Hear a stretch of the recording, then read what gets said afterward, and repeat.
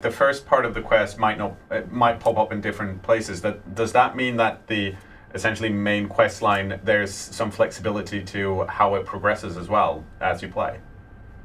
There are some variation, and after the initial start, you can play it pretty freely, and this is the part where that comes in. Now we have progressed a little bit in the game, and you can see this kind of structure in the colony, which is basically a foundation for a doomsday bunker.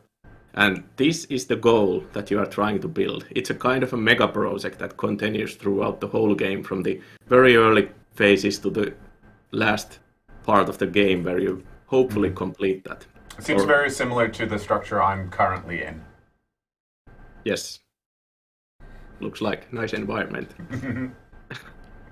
And the goal here is to get this done one way or the other. But it's a huge mega project, so it needs lots of information, but also resources to get everything done. For a colony, which is basically a post-apocalyptic colony where people are trying to survive with scraps of food. But now you want to build this to survive, to have some kind of beacon of hope in the wasteland where every survivor can come in and get protected from the elements and from the other hazards the wasteland has to offer. And to get this done, you need knowledge, which is basically information and resources that are needed to build something so big and complex. And it is information and technology that is no longer available in this kind of world. So you need to find it. And these elements are basically represented by these 4 percentage meters in the top bar. These are the 4 knowledge categories that we have. Basically life support, medicine, defense, and ecosystem. And to get this finished, you need to get all of these 4 meters to 100%. And how you can do that? That is actually done with the outpost system. We have these engineer depots that you can build with this update.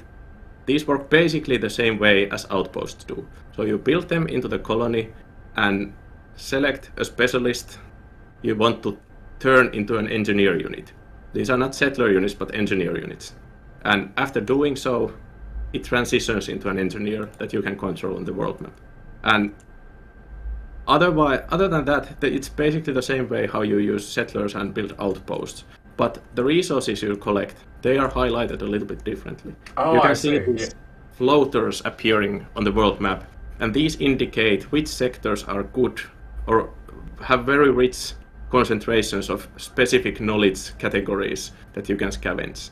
And still there is the same limitation that you can only have 1 outpost per sector, so it's a decision what kind of outpost you want to make and what goals you want to go for. So it's a sandbox game, so you can do it in any order and any way you want. And you need to balance it out with other parts of the game, so you need to maintain your colony at the same time while doing this part, and also expand in the world map and build other outposts there as well. But this is a big part of the end game. Gather knowledge, gather percentages, and then slowly progress in the end game. But this is sometimes halted because of reasons. There might be bandits appearing in the world map that are too dangerous for your outpost to continue working. So you need to kind of unlock that situation and remove those bandits. Or you might need to build a specific outpost into a specific biome in the wasteland. So to unlock some kind of information or get some key component to get the thing going again. Otherwise it is stopped, and basically at that point you see this top bar highlighted as red when this whole progress is stopped, and you need to unlock the progress again through the quest system, and you just need to follow these quests that appear here at those times. So just to give you an update, I said we have about 5 minutes left, or we can show gameplay, but I think we can truck through most of it. Well, not most of it, but at least some more parts. Yes, I try to very quickly show everything that's involved in the end game. It combines so many features that it's hard to show in 10 minutes, but this gives at least a highlight of that. Yes, and I'd be very impressed if you were like, well, here's the end game, it'll take me 2 minutes, and that's usually not the case with Surviving the Aftermath. It tends to be, like, gameplay tends to be a bit more involved than that. No. But at this point, I don't know if we have more time to go through. I think we can look at a few more things. We just have to be real quick about it. But one thing I want to show, if we have a couple of minutes left, is the new gate combat, or the improved version of the old gate combat. We made some changes during the last few updates because we didn't like what the gate combat was. And we know that we got a lot of feedback after those changes, and like, you are right, it wasn't feeling good. But now we want to bring back the improved, better version of the gate combat. And right from the get-go you can see, by selecting the gate, that we have this kind of efficiency meter added here. Yeah. And this signals how efficient the gate is against bandit attacks that you face in the colony. And basically upgrading the gate is one way to add the efficiency, but also having more or less of the colonists defending the gate changes the efficiency. So making sure that you have enough defenders makes you protected, but you can also like take them away if you are certain that you are secured otherwise. Yeah. Because of course you can use also like guard posts and other specialists to defend the colony if you don't want to spend too many people to defend the gate. And this is just the first part. You can now see how different changes affect the efficiency. Also the gate health affects that. But we happen to have an enemy group at the gate. These are desperate people who have nothing to lose. They are basically asking for food. And in this case, I think we should not give anything to them. I mean, I feel like we need to see how good our gate is, don't we? Yes. So we decline their request politely. And they don't like that, naturally. So that leads to a gate combat. So we have a 94. We have 6 out of 7 bandits currently. Went down right. Yes, this is the new part as well. This meter here fights against this meter here, basically. This signals how much bandits there are at the gate, and it shows the exact amount of bandits that are still left attacking the gate. And this is basically how well the gate is managing against the attackers. Yeah. And basically the meter that first goes to 0 loses. And in this case, I think that we are doing fairly well against the bandits. I mean, it seems spooky though. Like there's 3 of them left and we're at 52. I feel safer now, but still, not as safe as I'd want to be. Okay, and we only have 1 of them left. And we defeated the bandits, but barely. Yes. But before the next attack, we probably should fix the gate, as it is no longer in condition to fight off any stronger enemies. So I'm like, having a gate that's on fire seems very counterproductive to keeping things. Well, I guess it does keep things out until the gate stops, is burned down. But then the fire prevents them. Okay, Lasse, do you have anything really quick? Otherwise, I'm gonna... Yes, I got a very quick thing with the overlay part, basically, that we added. We have much more, we made lots of quality of life changes as well, and this is only one thing out of them all. Oh, that's super cool. You can see this sort of connections with heating system, with water system, and with electricity in the game now. You can see which building is connected to which transistor and what resource, basically which consumers are connected to which producers and which storages and which transformers are connecting them to each other. The same thing works for water here. And if we want to go and so one more thing before moving on, it is the heating system which has these new overlay rings visualized. That's neat. It's much better. Yeah, that's super cool. And actually the whole graphics has changed, if you can notice that from this picture, because we made some changes to the graphics, so everything looks much crisper, and there's much more contrast in the whole aesthetics in the game, and makes everything pop out much better from the environment. So I think we are much better where we were after the last update. It looks really nice. And I'd love to stay here, but unfortunately, Lasse, I'm being told that I have to quiz you now. Yes, let's do that. So we are going to change some things in the back end. We have prepared a special quiz for you, Matti, and I think it's Joanna. And we're going to quiz you, and then we'll compare your results, so you'll finally know who is the superior surviving the aftermath quizzer. It's a pretty straightforward challenge, Lasse. As you know, in surviving the aftermath, we have a lot of different specialists, and those specialists are all named. Yes. So what we've done is we'll jump straight into the first question here. We have 4 different specialist names here. We have Rose, we have Wheeler, we have Triton, and we have Bonnie. One of these is not a specialist. And I would like you to tell me who is not a specialist. Oh my. I'm not really good at this part of the game. I figure that might be the case. We've also had Joanna on stream be like, I know all the specialists by name. So this is an uphill struggle. But best of luck. We'll see how it goes. From this lot, I will pick Triton. Okay. I think I haven't seen. Okay, let's see if Triton is the fake name. Yes, it is! 1 point to Lasse. I will note it down in my notes here. Let's go to the next question. Let's see, we have Hawk, we have Fritz, we have Vulture, and we have Pinkman. Who do you think is the fake one here? And of course... Yeah. Sorry, go again, Lasse. It's either Hawk or Vulture. Okay, it's either Hawk or Vulture. So one of the bird ones is not a specialist. I'm gonna have to force you to pick one though. Yes, I will pick Hawk. That's not the specialist. Let's see if I can. There we go. You're correct. 2 out of 2 so far. This is a very strong start, especially when you said like, "Oh, this is not. I'm not good at this." Let's go for the next one.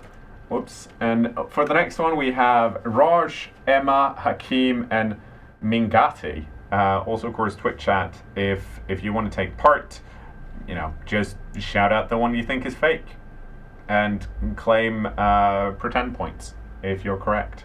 But right now, Lasse, I'm gonna have to push you for an answer here. Yes. Again, Hakim and Mingati are specialists that I know, and I feel that I have seen Emma there as well. I usually look at their stats more than their names, so it's hard to remember their names. But like, I think Raj is the one that's not specialist here. Emma is not a specialist, so that's the first one down, unfortunately. But still doing good. Still doing good. You have a chance to come back here with Mr. How, Dame, Defina, and Gorky. Which one is not a specialist? Mr. Howe. Mr. Howe is not a specialist, is what you're saying? Let's see if we... See, my click... Sometimes I'm worried that it's my clicker not doing things. There we go. Mr. Howe is, in fact, not a specialist. So, 1 more point. Let's go to the next one. Fine, I will read these out. So, who is not a specialist out of Entwurf, Shang, Dory, and Sobek?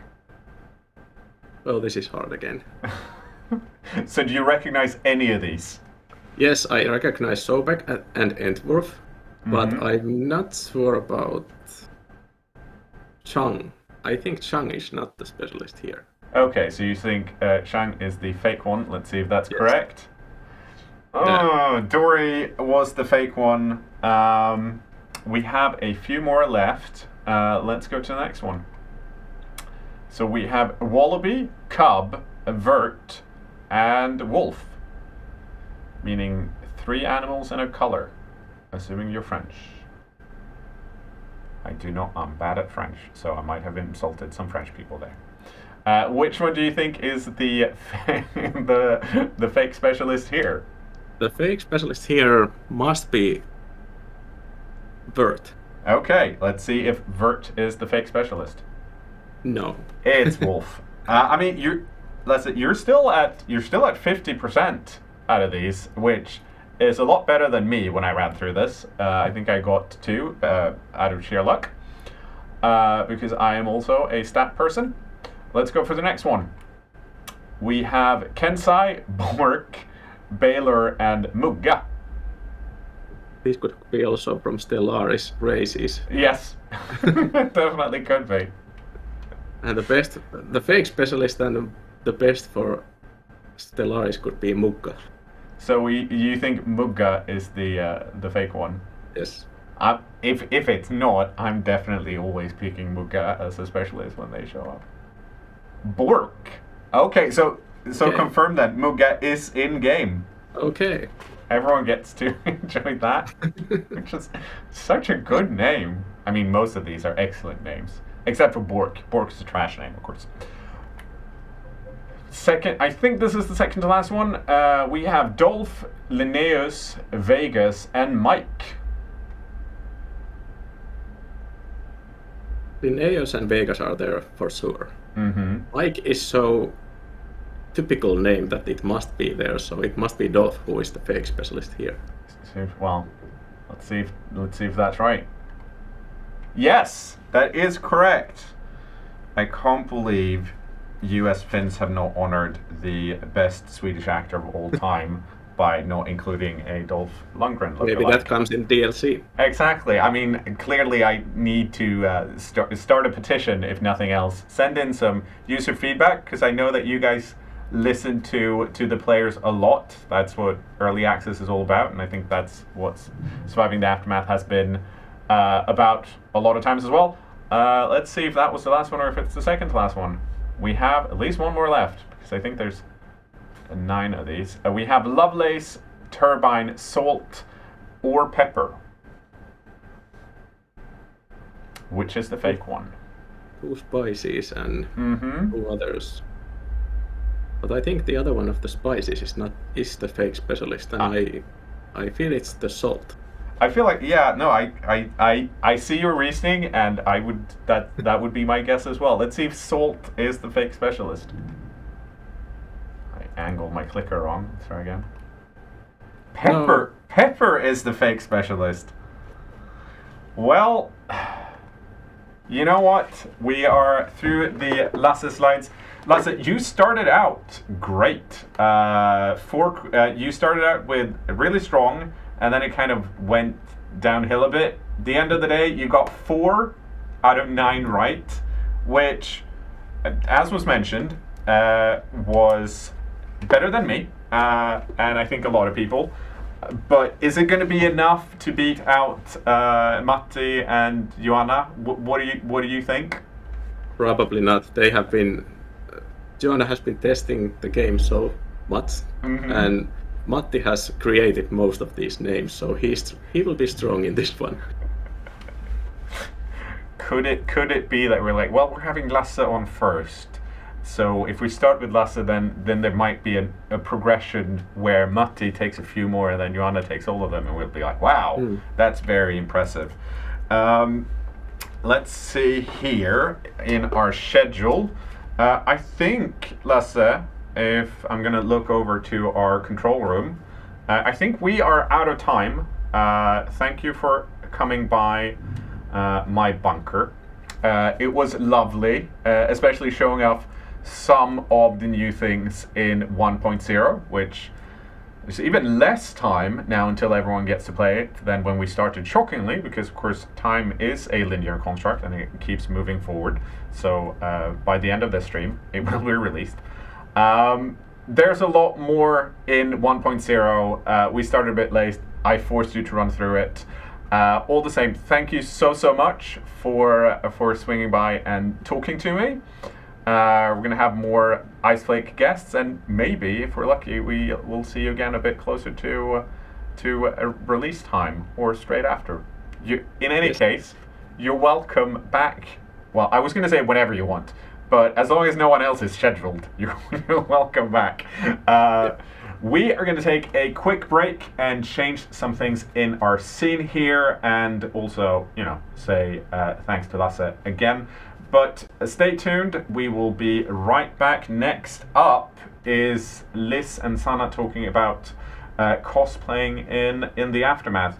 You don't want to miss it, so stick around, and we will be back very, very soon.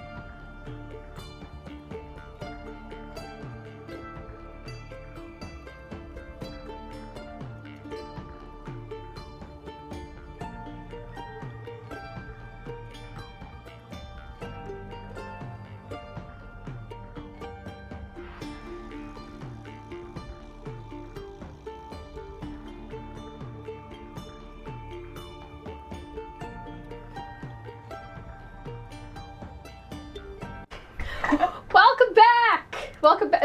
Anders is not here. He had to go like fix a patch on the door because people keep leaving and joining. So we had to this. He's working on that. If you hear any strange noises, you know why. But yes, I'm Maddie. I'm another live content producer here at Paradox. I'm joined with two. I mean, one a little bit raggedy. Yeah, worse for wear for sure.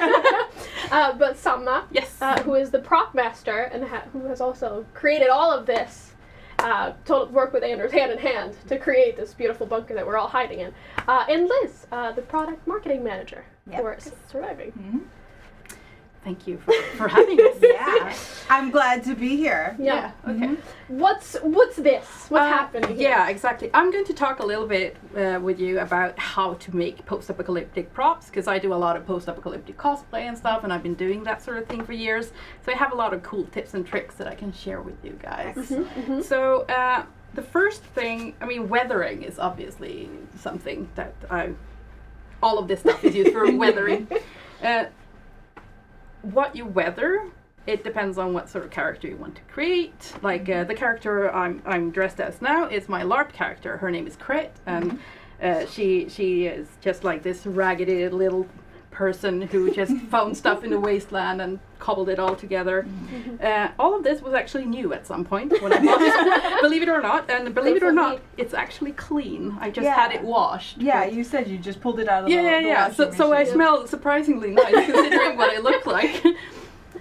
So one of the first things is like how to make stuff look dirty. And there's a lot of different ways to do that, but before you make it look dirty, you have to make it look broken. Okay. And there's a lot of cool ways to do that. One of my favorite instruments is this. It's like basically a grater, a cheese grater. Yeah. So you just pull it on clothing to make it look. That hurts my soul. That noise was horrible. Really? So you shouldn't be wearing the stuff when you do that. Okay. A good thing is to like put a piece of wood or something in the pant leg, and then you just a protective barrier. Yeah, exactly. Yes. But you can also use things like steel bristle brushes and even sanding paper and that sort of thing. You can even use like a hammer and an anvil to make that. That's literally what I use a lot. Like, if we look at the edges of this shirt here, it looks super raggedy, and this was done with a hammer. And just like smashing it. Yeah, exactly. Okay. It's a really, really old anvil that has a lot of texture, so it gets really, really nice. Okay. So it's like you're just trying to get like all of the weathering that would have occurred over like weeks and months, just all in like one go. Yeah, and it's a good idea to think about like what will wear and tear first. There is something that we usually talk about in costuming that is the rule of cool, where if it looks cool enough, you don't have to have an idea behind the wear and tear. But I like to at least start with that idea, like, okay, so if I have a shirt that is like 50 years old and it's been through the apocalypse, where will there be holes? Like, obviously, anyone who has had a favorite hoodie knows that this happens the very first thing. And then there might be bullet holes and that sort of thing. The back of the pants when I was when I was a kid, like the ankles are on the back of the pants always just tore off. That's also something I like to do, like doing that sort of damage and then repairing it and making the repairs look really, really like badly done, as if it's made by not a tailor but someone who just. That adds so much character. Like it does. The person I'm trying to like become is also like handy and can. Yeah, because you kind of have to be in that sort of situation. You can't go and buy a new shirt. You have to repair the stuff you have. Okay, so there's just like the most straightforward thing. It sounds like it's just take what you have and just destroy your clothes. Yes, basically, like go to a second-hand shop and find a cool outfit, and when it looks nice and cool put together, just ruin it. Okay. Yep. Yes, ruin the nice outfit. New thing to try out. My hobby list. Like weathering stuff is so much fun. You get rid of so many like aggressions and anxiety, just ruining everything. A hammer on an anvil, I can see the anger just leaving my body. But also like that does give really, really nice destruction. Most of the holes on here are also done in that way. And here I've made some tears that I've fixed. It's very subtle, like no one really notices it, but all of my outfits have a lot of details like that, mostly just me noticing it, but it's the small details really that like pull it together. Yeah, absolutely. Like don't just look at the big picture, just put stuff in there that no one will notice as well. You'll know it's there, and that's very cool. Besides the like actual damage. You also want some paint in there to make it look dirty and possibly a little bit fire damage and that sort of thing. And I'm thinking you guys can actually try some of that stuff out. So I have gloves for you so you don't get messed up, because I don't really use the gloves. But I'm going to see here. I think this one is nice. Who wants to work on this one? I'll take it. That's so pretty. It is very pretty. And you can work on something. This is something I've already kind of ruined. This is a little vest. Yes. So cute. Here's another thing, like taking something and just adding a bunch of stuff. We use a lot of like military gear because that's easy to find, and it just instantly gives you like a post-apocalyptic vibe, because you think that sort of stuff like survives. Yeah. So yeah. So you can take that one and practice some techniques. Okay. And I'll just use this so I can, because it's nice and light, so you can see what I'm doing. You need some space, sir? I don't. It's fine. All right. So this is just water mixed with acrylic paint. Okay. And this is really great for making stuff look really. Let's see. I have a good example.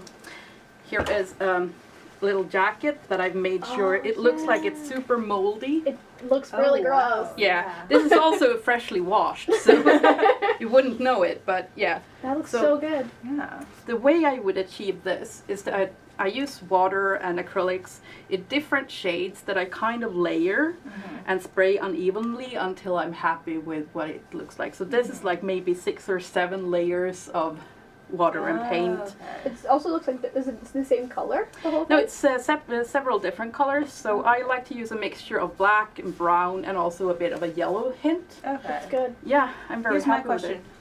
What color did it start as? This is funny because it started as black. Okay. And what I did was I mixed bleach with water and sprayed all over it to just kind of... it's like the base layer. Yeah, exactly. Okay. I work a lot in layers. You can't tell that it used to be black at all.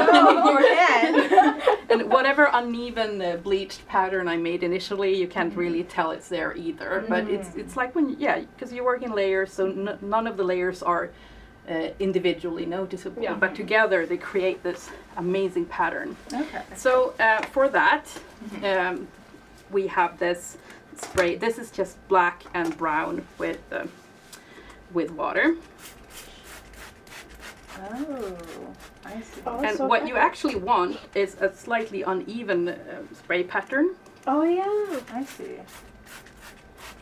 When this dries, it will go a lot brighter. But so this is like one base layer you can do.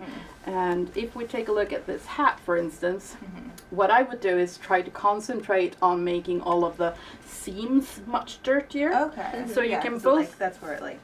Yeah, because it gathers, So you can use this, but you can also use this, which is much easier, which is just water and paint that I mixed together that you can just brush on instead. So that might be easier since you're concentrating on the seams there. So just put quite liberally on there, and once you put it on there, you can even like scrape some of it off with a sponge like this. I see. Okay. And you might want to try this then. It's a very dark fabric, so it might not be super visible. Yeah. But still, Can I put like a fabric in between this and my super bright pink pants? Yeah. Oh, I can do it on the table. Do it on the table. Feel free to do that. I'm just gonna move stuff around. Yeah.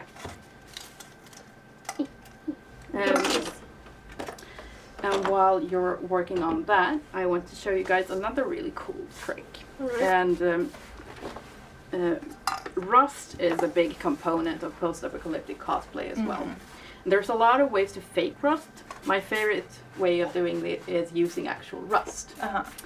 So if we look at these weird leg guards that I made a couple of years ago, I put a bunch of rust on the kneecap. Oh, okay. So you put that there. Yeah, exactly. So it's originally just a plastic kneecap cap. But what I do is I use just some like white glue, but I covered it with white glue, and then I have some iron powder, like just ground up iron, like this. Okay. And I sprinkle it all over the glue. Wait until that dries, and then I spray it with a rust activator, which is mixed at home actually. You can buy this product, but it's much cheaper to mix it at home.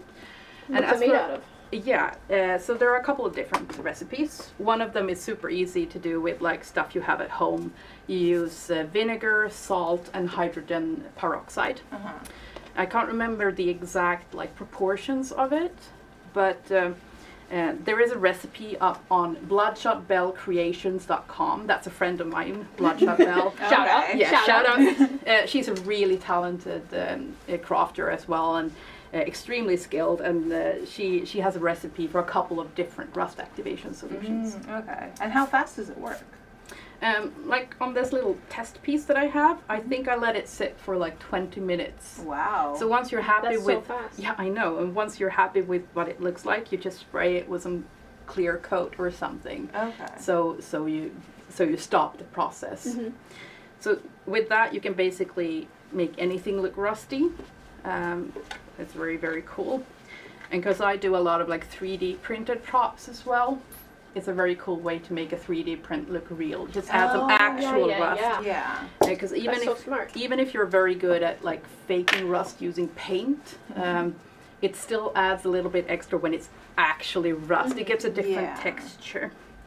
But a thing that a lot of people use when they fake rust is to get that texture, they use cinnamon actually.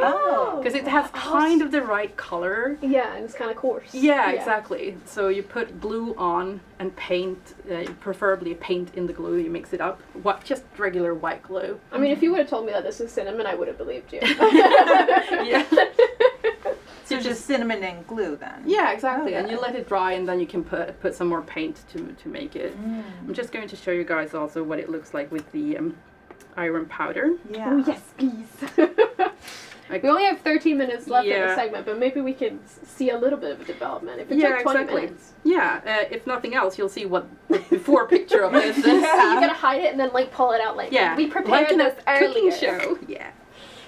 Okay, so we put a little bit of that iron powder. So cool. And iron powder you can buy in a bunch of different like crafting stores, because like a lot of, I don't know, suburban moms use it in their crafts for various things. I don't know what they do with it. I'm sure they don't do the same thing. Or actually they might, because they do like the shabby chic decoration. Oh yeah, that's thing. true. You gotta have like a really fancy calendar with some rust on it. Yes, exactly. It's very autumn chic. Yes. Perfect for the advent calendar. Yes. So this is what it looks like with just the glue and the iron powder. I'm really excited to see this. Yeah. I'm not sure how much we'll be able to see of it. I feel like I'm in science class again. Yeah. This one is actually maybe not really great to get on your skin. It has a bunch of toxic stuff. I was gonna say like, but it's alright. I didn't spray it on you. And I'm basically immune because I do in my workshop all day. So I'm not sure we'll be able to see live what happens here, but it's basically that easy. Put it like leaning up against something there, so that the camera could maybe see it. Yeah. Yeah, there we go. I don't know if that's on camera, but so how are we doing with that hat? I'm adding the dirt and layers. Yeah. Mostly around here. Yeah. Because I'm imagining just someone threw a giant wad of mud and I'm trying to get it off of my hat. Yeah. Mud is a great thing as well. Segue. Yes. Segue. Oh, let's see, where did I hide it? Didn't even know I was doing that. Yeah. Let's add some mud. All right. Put a bunch of glue where you want Is that mud. actual mud? Yes. This is a product called Fuller's Earth. And it is used in like a lot of beauty products. You'd make like facial masks and stuff, so you can buy it on like eBay or wherever you buy weird beauty supplies, I suppose. Beauty supplies for the apocalypse. Yeah. So it's just this like super fine, it's kind of like just clay, like dry clay. So you just put a little on there. You might have needed, that's fine. Just dab it in there properly. And what we can do as well, I have prepared a bunch. This is a proper mess over here. Ooh, clear. Just put some clear coat. No, did I don't have the thing. There it is. Oh no. Okay. Fell off. It fell off. This is live, if This you is can't tell. Yes. That surprised me with its I hope you don't have ferocity. asthma. I should have asked first. No, I'm good. Rub it in there with your your hand. This is the reason for the gloves. Yes. The reason for the gloves. Yes. I'm sure that they would not want this dirt all over the laptop I'm using. You can try it as well. Yeah, hell yeah. You can try it wherever you want it. Wow. I feel like The it's bottom, so high up. Maybe yeah. like you fell and slipped and then you tumbled on your behind. Right, some of it is kind of like peeling off because I rubbed it too ferociously, I think. But we can put a bit more clear coat on there and just like plenty of it so it really gets saturated in there. I think I'll do the same sort of idea that it's like trying to be wiped off, but it's like stuck here a little bit. Yeah. It seams here. Yeah. All of the buttons. Just pat it in. You don't have to like rub it. Okay. So you can maybe show that off now, just to get like a basic idea. So it makes it look pretty. I put this on my head earlier, and I don't want to put it on my head now. It looks like a mess. All right. Yes. So dirt first. Yes. And you can pat it in a bit. And then we can put some clear coat as well, just to make it properly stick to the clothes. Okay. Oh God. There's like dirt in like all of these. Oh, that's holes perfect, here. because I mean, it will gather there. Yeah. Naturally, Like, I if guess you like drop if it is in the apocalypse. Yeah, and if you drop that hat in the mud, there will be plenty of like dirt in the crevices. I was flipping around this ear thing, and I was kind of sad that there wasn't actually an ear hole. Yeah. That would have been adorable, I think. So, God, that must be so much. Yeah, okay, let's shake it up. There we go. Or should we like use a brush or something? Let's put this on first. Okay. And then Okay. It's just clear coat. Yeah. But this is looking really nice. Ooh. I'm doing good. Yeah, I wouldn't actually brush too much of that Oh, off. yeah. You want to leave it? Yeah, leave it like that. Okay. Show it to the camera. I think it looks really cool. Okay. Here is my work. I tried really hard. It looks great.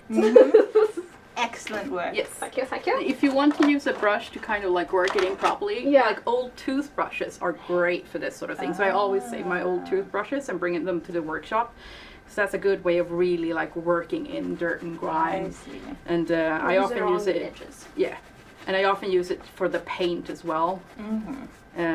Also just to flick paint if I want paint specks on Yeah, something. because I think when the fabric you showed us had like a couple little flecks on it as well. Like yeah, exactly. But that was actually done with this. Oh, okay, that was done with that as when well. it gets a bit gunked up with the paint, it has this uneven spray pattern. I bet you love that. I do. I think it's great. Unintentionally on purpose. Yeah, exactly. I think because I made these cans as well. They have a bunch of like paint flecks on them. So that was the toothbrush that I just flicked. That's good. Yeah. I feel so productive. Yeah, it's looking good because you see I've made a bunch of damage to the bottom edge there previously, so when you get a bit of that like lighter dirt on there, it really shows off the damage. I have a bunch on the table and I gotta pour more. Yeah, you can do I that. just didn't get it all into the buttons. I really wanted to get it gunked in the buttons. I'm really tempted to turn. We're not gonna try to open this later. Like these buttons are fucked. No, I mean those buttons are Cool. yeah. You can't open them now. No. I think this will need a bit more time, but yeah. But this is again what the rust activator will make it look like. Yeah, it's starting to happen something. Yeah, it doesn't look like it did from the jar anymore. But it looks darker. It does, but that's because I just sprayed on some more. So I think that also did. Oh yeah, like just something. dampened. Yeah. Okay. Great. I'm happy with that. Yeah, it is really looking cool. Now I kind of want to do the entire vest like that. I'm also inspirational. Yes. There's a lot of like different aesthetics within the post-apocalyptic cosplay community. Like in the US, they do a lot of like desert type stuff. So they use this kind of dirt a lot because it really has that desert sand feel to it. Yeah. So there's a lot of more like more brown desert tones. Yeah, I was gonna say like this doesn't look like the dirt outside. No. This looks like different dirt. Yeah, exactly. What's like a Swedish cosplay aesthetic? I would say, because we have a lot of different genres here as well. Like I would say Swedish post-apocalyptic cosplayers are much more geared to like down-to-earth realism, like not as much cool gear, but more like everyday wear that you kind of just make post-apocalyptic, maybe more not like realistic. But like exactly. Okay. But then again, I come from the LARP community where you kind of create characters that fit into some sort of society that you're LARPing in. But we do have a lot of the hero specialist type characters here as well, with big tire armor and a lot of everywhere. Yeah. And that is so much fun to do. I really enjoy both genres there. Okay. It depends on what sort of character I'm in the mood to play. I can imagine. Yeah. All right. Do you have any questions and so on from? I mean, I think there's a start here. I think it's definitely a thing where it's this side is very different looking than this side at the moment. Yes. Very different looking. One has character, the other is. But like, but it's a work in progress. Yes, and whenever I see these kinds of things, my first instinct is always make it symmetrical, and I'm like, no, you don't want to be doing that with this. It doesn't have to be symmetrical at all. No, I agree. Especially not when it's post-apocalyptic. Yeah, exactly. It might be like super broken on one side and just perfectly fine on the other. Yeah. Like on something with fur, I would maybe even like take a knife and try to make the fur looking a bit uneven and use an airbrush to color it in a bit. Yeah, exactly. Maybe. Oh, you're brushing it. You're making it even prettier. I don't know. I was like, oh, maybe I can like get a little bit of this fur with this iron brush, but no, I'm just making it shiny now. Yeah. But you can muck it up with this or with the paint from that one. Just making it, but like making it look burnt and. Yeah, it makes a very, very. I'm gonna save my little apple slices. Oh yeah, that was a smart idea. I think I got a little bit of paint on the outside of the bowl. Okay. I mean, the outside is fine. It's not poisonous, right? Yeah. Well, if I die, I die. It's just acrylic paint. It's not so bad. Yeah, and it's easy to wash out. It's like it's watered down. So it is. Yeah. It'll be fine. What do I have a liver for if not to clean right? Exactly. Yeah, and there's enough detox products out in the world now. Right? Yeah. I'll just eat more apples and then... Yes. Oh God. But yeah, let's talk about the set for a little bit, because you made everything in here. I did. Well, not entirely on my own. I have a build partner as well. Right, Yeah, so while I designed the set, I had some help with building it and making some calculations, because first we had to obviously build like a frame for it all to be on, and these metal sheets are actually from... They're real. Yeah, they're actual metal. Yeah. So I was like, okay, I have a very short deadline. I don't have time to rust it all and buy like, something new. So what I did was I asked around, because I live very rurally in the middle of nowhere. I know a lot of farmers. So I asked around, does anyone have like an old shed or something with and a farmer who lives pretty close to us, he had an old shed that was falling apart, and he's like, sure, you can have the roof. So I went there. We had to have a tractor with us to bring it, because it was in the middle of a cow pasture. So we had a tractor with us to just bring all the... Is that the strangest thing you've asked for? No. It certainly isn't. What is? Can you share? Yes, I asked for a coffin once because I needed to fill it with popcorn for a photo shoot. Okay, no, that is for sure stranger. All right, yeah. I didn't have time to build one, so I had to ask around. I mean, it makes no one sense. had one though. Oh. So. Sadly. How often? I mean, who doesn't have a coffin just lying around? I know, right? So now I kind of have to build one, so I have one for the next emergency where I coffin emergency. Yeah, exactly. You'd be surprised how often you'd need one. Yeah. I mean, we don't have a ton of time left, but if you, gosh, what's the favorite piece? What's your favorite and what's the coolest? What do you think chat will enjoy the most?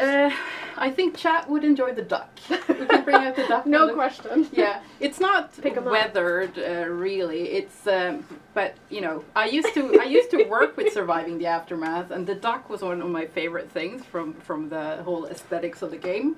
So I had to make a little gas mask for a Ducky McDuck face here. I love it. Yeah. And it's like a handmade little duck mask. Yes, exactly. Oh, the duck itself I just bought, but I made this weekend. It looks really cute as like a little drawing, but like when you're actually holding a rubber duck with a gas mask on it, it feels a little sinister. You get credit like a weird Bond villain. It's gotta have a name. Yeah, I say Ducky McDuck face. I think that's a good, solid duck name. Solid name.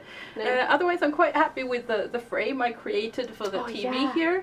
Do you want to talk about what these are? Yeah, okay, so the doors look a little wonky, and that's because they're not made of wood. It's Eva foam, and all the rivets are actually googly eyes, and you can see some of the paint has chipped off here already.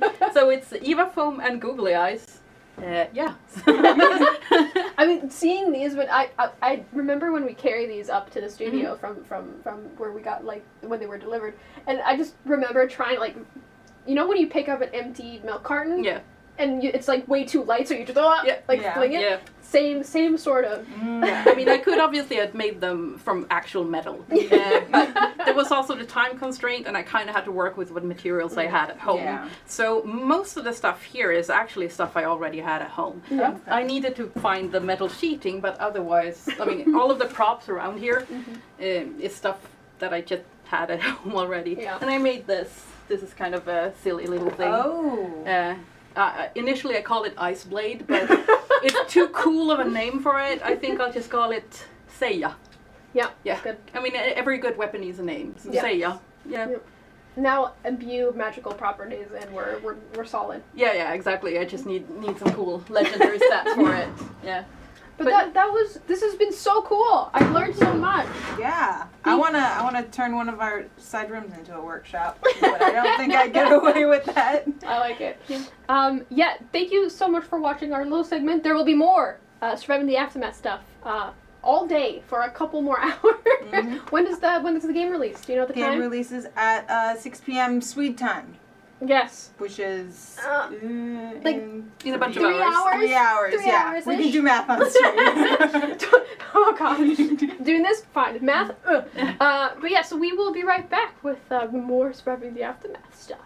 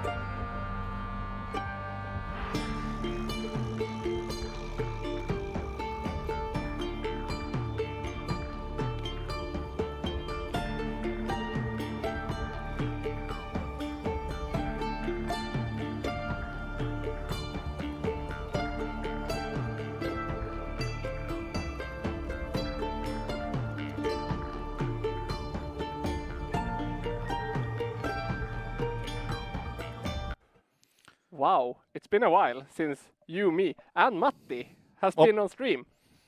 Oh my god. That is true. Yeah, you're actually live. Welcome. I'm live! Welcome to my bunker, or Okay. Maddie's bunker, or Anders' bunker, I don't really know. This place really changed while I was away. Okay, this looks like you built your colony, settled in. Yep. Okay. Do you send Explorer out? Yes. Okay, all the specialists are out gathering stuff? That's Maddie. Okay. Yeah, for sure. All right, so we have Matti with us. We're just gonna talk a little bit about what's been going on with the game, Matti, and see if you have some short stories for us, because we don't have a lot of time. Then we're gonna go into a segment where all three of us is gonna play a little game, and our specialist Maddie, that's outside of the shelter, is gonna talk to us through the magic of the, I don't know, radio frequencies or something.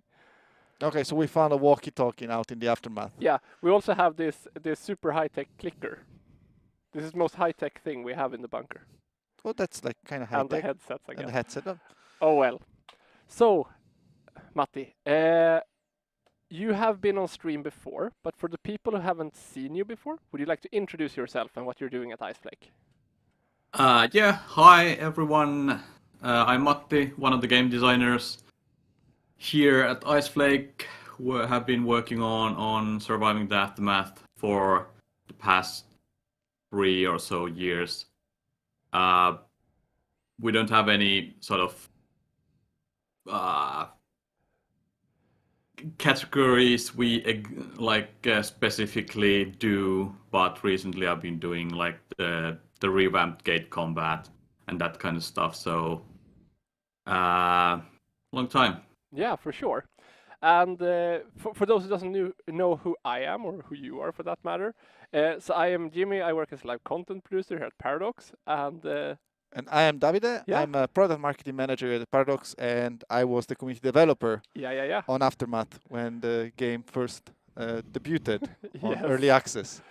Yeah, and we have been playing through quite the iterations of the game. Quite a few on stream. Quite a few, yeah. I would say like it was a good year of stream every week. Yeah. So if you miss that, I think that there is like a huge portfolio of just the three of us playing the game. It's basically you and I. You playing the game, me complaining about you're me doing, playing, and then Matti complaining about what we're doing and talking about. So yeah, it's been great. So yeah, as you said, Matti, you've been working quite a long time for this game now. It's been in early access. Like, what's been your favorite part of it so far? Do you have any special moment that's been like this was fun or challenging or whatever? There have been plenty of both. I think like for the challenging parts, we kind of went back and forth with how many colonists we want to have, and that sort of caused us to divert from the original vision of hundreds of people into a different direction, and we started developing features that ultimately were some of them were cut, some of them were reduced in scope as we returned back to the original idea of having an actually like big colony with lots of people and dealing with their issues in a more of a global scale, like with happiness and that kind of stuff. So, but that period which early access players probably saw during the earlier phases was a bit of a challenge for us for sure. Yeah, I remember some moments with some worms that were eating all of our colony at one point. I just remember like... Yeah, but that's normal. That's something we want to have. That's a feature. Yeah. Like that's never box going away. Left under the worm and all my colony going one by one to try to pick it up. Yeah. Okay, maybe the colonists weren't too smart in dealing with the worms, but... Yeah, we had a conga line going into that worm and everyone were eaten. And then the worms are here to stay. Yeah, that's great. So another thing, we know that you worked a little bit on the specialists, right? Or a lot of? Quite a bit especially early on. Yeah. Coming up with the basic, I would just say, sort of the basic backgrounds for each. The archetypes and that kind of stuff. Would you say that you're good at the names of the specialists? And one year ago, I knew all by heart. Now I'm not quite so sure.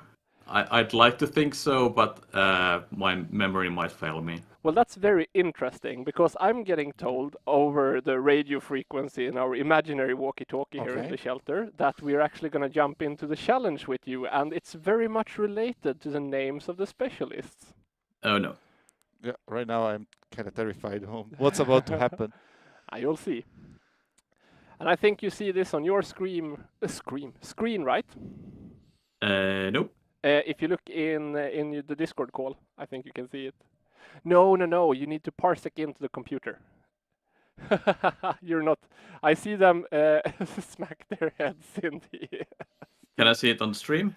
No, you can see it on... Give us 2 seconds. You should be able to very soon. If we need to go into a little bit of a pause, I think we can go into like a 30-second pause and set it up.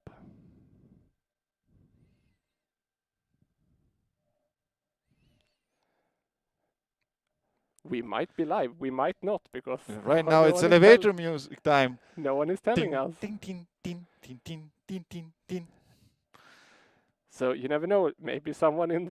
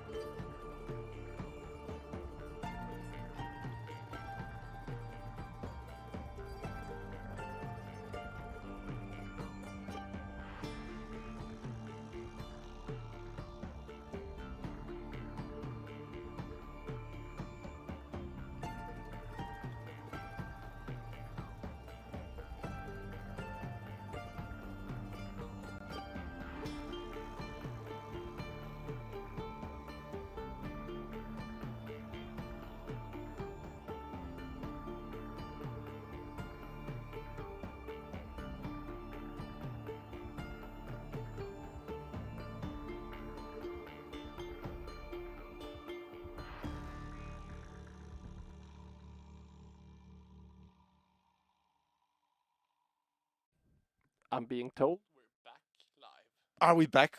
Yeah, okay. All right, Matti, now I think you can see the challenge in front of you, right? Okay. Excellent. So what we're going to do is we're going to play a little game. I'm going to show you 4 different names, and 3 of these names are actually specialists in the game. One of them is not, and we have 9 of these, and we'll see how many you get right. I think Lasse ended on 6 or 7. I can't really remember, but we'll tally this in the end and see who can do the best. Are you ready? I am. All right. Is there a prize? Unfortunately not. It's just glory. Okay. Glory is enough of a prize. Let's see if it... Okay, so here we go. You don't have too long of a time to decide, so we have Stella, Trigon, Sing, and Crow, who is not a specialist in surviving the aftermath. Meanwhile, I want to point out... There's more than one. Oh, really? Yeah, Trigon's not a specialist, and Zing is not a specialist. Interesting. I mean, it's Trigon and Zhang. We'll see what this one says. Yeah, I mean, you get a right answer for that. I'll double check my background work on this a little bit later. Let's go to the next one. So we have Porter, Dragon, Panda, and Doomsday. Doomsday is not a specialist, but a feature. Yes, it's very much right. That's 2 points. And also an event name. Or a quest name, sorry. Part of it, anyways. Let's go to the next one. You're doing great. So here we have Nadia, Idris, Ibis, and Jin. Unfortunately, Mr. Elba is not a part of our specialist troupe. So Idris... It is very much right. Next one, Hex, Lancaster, Curse, and Garrot. Curse is not. Well, Hex is a close one. I mean, he's way too good at this. That's another point. I thought you are showing me pictures and asking names. Okay, so this one, we have Magpie, Mr. Bark, Clint, and Marshall. Clint is not. What do you think? I just agree with. That's a good strategy because he's absolutely right. Like, what can you do when somebody showed this prepared? Just go, yeah, I agree with the guy that's prepared. So here we have Mugga, Packrat, Druid, and Daka. Probably for trademark reasons, we can't have Daka. Even though Daka is great, then there has to be more Daka. I'm pretty sure it's not trademarked, but yes, it is correct. Oh, then we must include it. All right, so we have Ivy, Marco, Polo, and Rocket Man. Aw, Marco is not, Polo is. It's correct. Okay, so this one, Aramis, Rico, Keith, or Athos? Athos is not. Kate is my favorite starting specialist. I mean, he's ridiculously good. You're breaking my game, Matti. Okay, so among these then, Doc, Scrappa, Prowler, Nomad. Doc is not. I would say Scrappa. It's Doc. I'm sorry. See, I changed strategy. This is another point. Kinda unsure about one of those, but yeah. Okay. Good. Awesome. So that was 9 out of 9. I was afraid that I'd be absolutely squashed in this. I mean, I didn't know what to expect, so it's gonna be extremely hard to beat full 9 out of 9, but we'll see. Joanna is coming on later, and I've heard that she's also great at this. And we'll see if she can also get 9 points then. Maybe we can do like a tiebreaker. Matti gave us an idea. We just show the picture and they have to say the name. Yeah, absolutely. We are being told that just before going into the next segment, we're going to take a super quick break and just fix a thing with the radio transmitter sending in this audio. Yeah. So we will be right back with you with the challenge, What Happens Next? See you soon. See ya.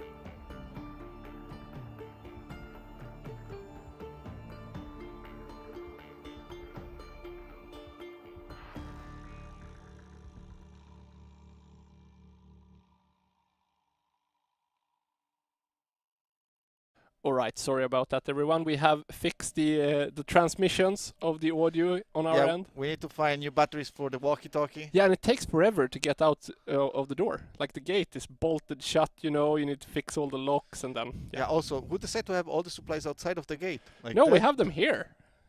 Yeah, but this is food supplies, the batteries. Like, oh what, yeah. What if raiders come and try to you steal don't think them? I have batteries in these?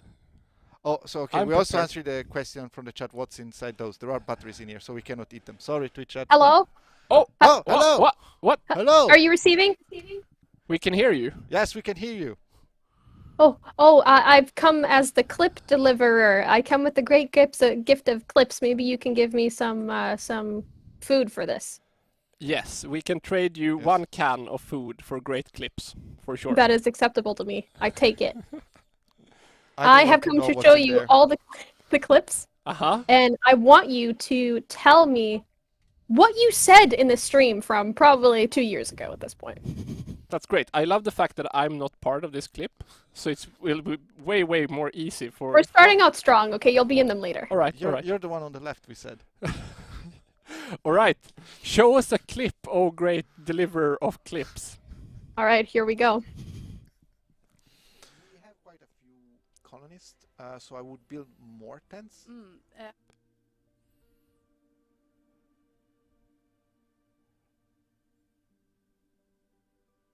We may or may not have lost sound, clip deliverer. Oh, I am working on it. Give me 2 seconds. Yeah, we're some transmission issues with the great clip deliverer. Yeah, I think that this prime can is not on the table anymore. Well, I mean, it was on the table. Now it's not. Now it is again. Yeah. Wow. Wow. I have this here for a reason. It's not. Kids, this is not a real knife. No. Twitch, don't ban us, please. It's not real. All right. Let's try. The transmissioner's back. Are you ready? All right, let's try. We try again. Yep. Please let's help try us. Again. Okay. We have quite a few colonists, so I would build more tents. How are we on iodine pills, though? How are we on iodine pills? We only have 8. So. Okay, and we have 42 colonists.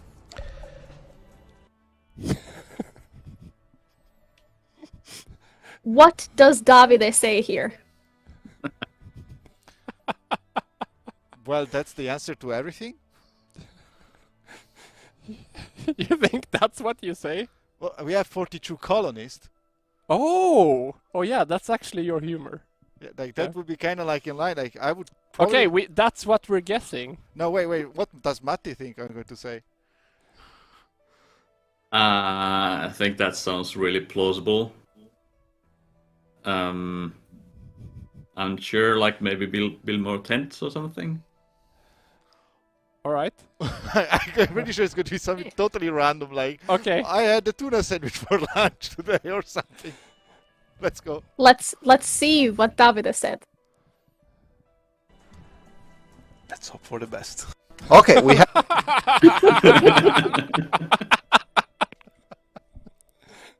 I mean, you were always very optimistic in the streams. Yeah, you gotta be in the post-apocalypse. It's very true. Oh, there is no Jimmy here either. I love this game. I feel so included.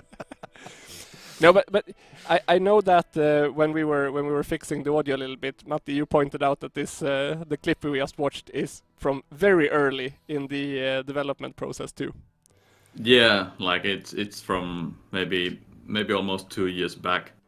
Like all the goo was green, looked like a patch of moss or something. Yeah, not as like menacing as the current one. We like the green. Oh, that could be another game. When was this clip taken from? I want to say that was from June 2020. Like that's my. This one? No, the previous one. Okay. This one is right at the beginning. Like look at the skill tree. Yeah. Like, that's the very first iteration we had. If I remember correctly. Okay. Was it? No, wait. Wasn't it vertical at first, Matti? Like when we started the early access, I think it was vertical, and then we placed it horizontally, like in an update, like the second or third update to the early access. I'm not gonna say too much, but I may or may not have the answer to this question. But it's part of the later game with you, so I can't say anything. Okay. Yeah. So let's watch the clip and see if we can figure out what happens next. Okay. Okay, we have interior walls now, and now we Sweet can porcelain, sweet porcelain. research the sweet porcelain. Okay, Matti, you go with your guess, then I will go with mine. I'm guessing that's a relief. I think David is gonna say something about poo. I was about to say like to poo in privacy. Or maybe it's like Poo Town now, or like instead of Goo Town or something like that. No, I think Gutau came a bit after this. I want to say so that we can. No, wait. So we have interior walls, and then we have sweet persons. So yeah, I think it's something about poo, so that we don't have to go outside to poo or something like that. All right, let's watch what happens next. It's time to poop. It was not me though. Yeah, it's true. It's true. I think I get like half a point for that. Yeah. Let's jump into the next one. What's going on here? Guess. Oh, it's us and Lasse. Look at me. All right, here we go. So what's your plan here, Davide? Right now, my plan is to get the lumberyard built, assign one colonist to the lumberyard, hope that I get a lot of planks out of it, build the gate. As soon as the gate is completed, I should get a bunch of colonists coming in, and this should solve the early game situation. That's it, and then we go back to normal.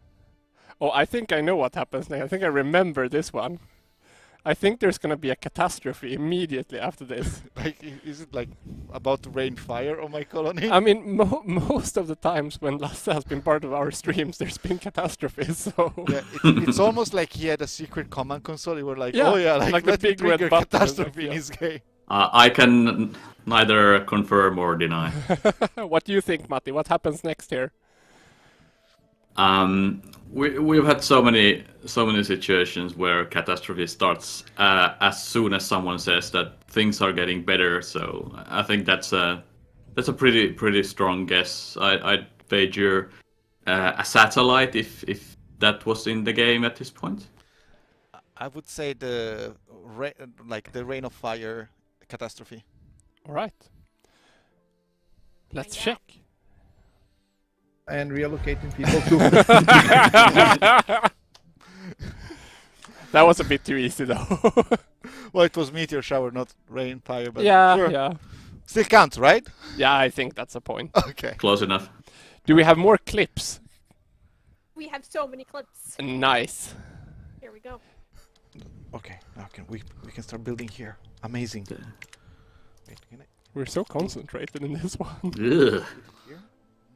This must have been one of those where we're trying really hard. Okay, let's try to play the game for real. Just like, it's like that's a feature. We have a goo pool in the backyard. You want to check it out? Yeah. Or good, like, it's good for parties. Stupid pun, does Davide say after this? Goo party?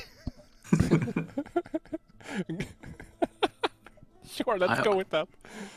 I was expecting a nice out of that 69 nuclear waste bit. That kind of threw me off. Wait, 69. Let's find out. Let's find out. Yeah. Is good for parties? Oh, it's even worse. It's even worse. It's great. How far into the early access is this?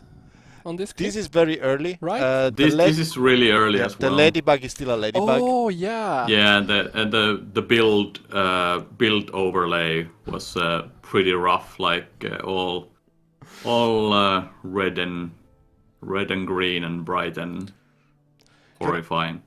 Yeah, we saw the current game when Lasse was here like an hour ago and showed it off, so it looks so different now and it's so good. Yeah, it kind of does, and it should. Yeah. Can I also People have worked real hard to make the visuals better, and I think like the most recent changes really like crisped it up. Yeah. Yeah. Can I also say I love the face expression here? Look at how happy we are about the joke we just made. This is like the Swiney Automat early access stream basics. Like you and I making bad jokes and then be happy about the bad jokes we just made. Yeah, I mean we need to do something on stream, right? When we're trying to figure out how to play the game. Okay. All right, we're ready for another one. Oh, great clip deliver. The clip deliverable.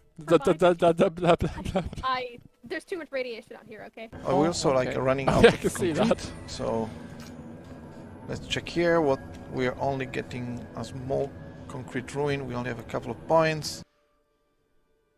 Oh, I love the freeze frame of me here. Jimmy deliver? Sorry? What stupid pun will Jimmy deliver? It's something about concrete. It's something about that sounds like a concrete plan. Yeah, yeah. Oh no! Did we say that? Oh boy. See. Let's check. Yeah, we need to make some concrete decisions on how to. Oh, almost. Well done. The clip deliverer is very pleased. It's good to see that like 3 years since this clip was recorded, and our sense of humor has not evolved at all. Yep. The game has progressed way more than we have. It's great. We will never come out of early access. It's nice to have constants. Right. Let's play the next clip. Another one. What do we get from the memorial? Wait, am I wearing the shirt happiness you just booster had on visit. in the so previous people clip? are going to see this and be happy that they have it. That is my shirt. Can I make another masterpiece? Don't you think the colonists are gonna be confused? Why? If there's like 2 awesome monuments surrounded by flame. This is how you get tourists. In the aftermath. In the aftermath. Yeah. Like you start building the biggest city and people will come there and say, oh.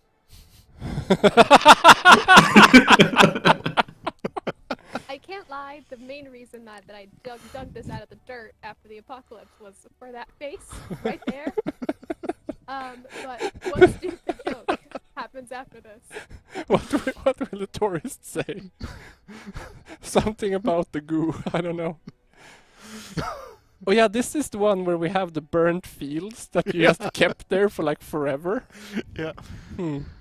Yeah, it really added to the ambience of the goo town. I think this one is also the one where we started arguing on which side the memorial was supposed to face. No, it was not the memorial, it was the other building. You know, the one with the victory sign? That No, you kept it on was the putting bomb other one. No, that is the building.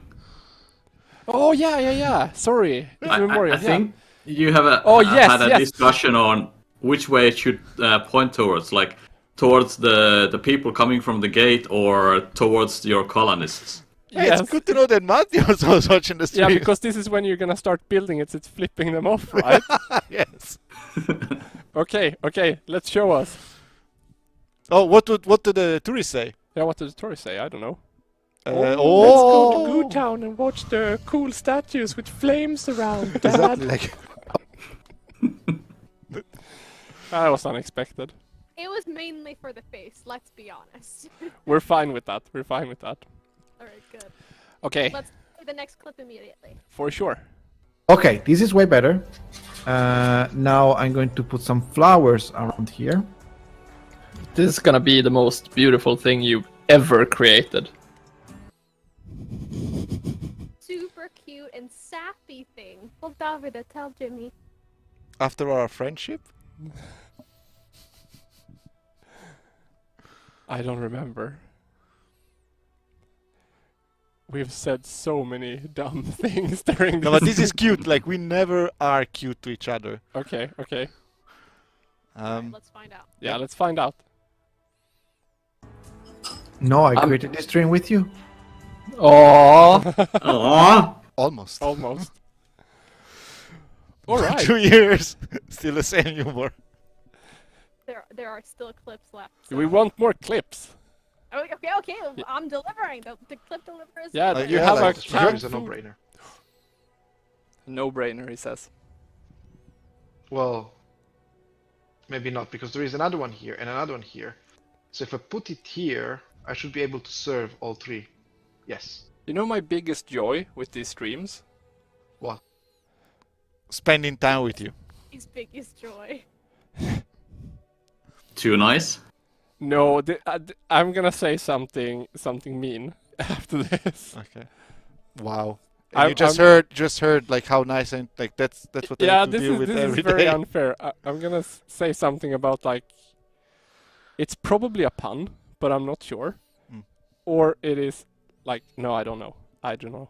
I don't remember. Okay. Can I say? I think I say something mean to David. Also, can I say that like this, like you look great in this stream. It's watching you evolve and becoming a better survivor in the aftermath. See, at least I'm improving. Thank you. I'm pretty. This is here for the face again. I'm pretty sure I say something mean after this though, because this feels like a ramp up to being mean. Oh no. Here's the next clip. You know what my second most favorite part of these streams are? What is the... Seeing... Wait. No, wait. Is it seeing you make the same mistakes all over again?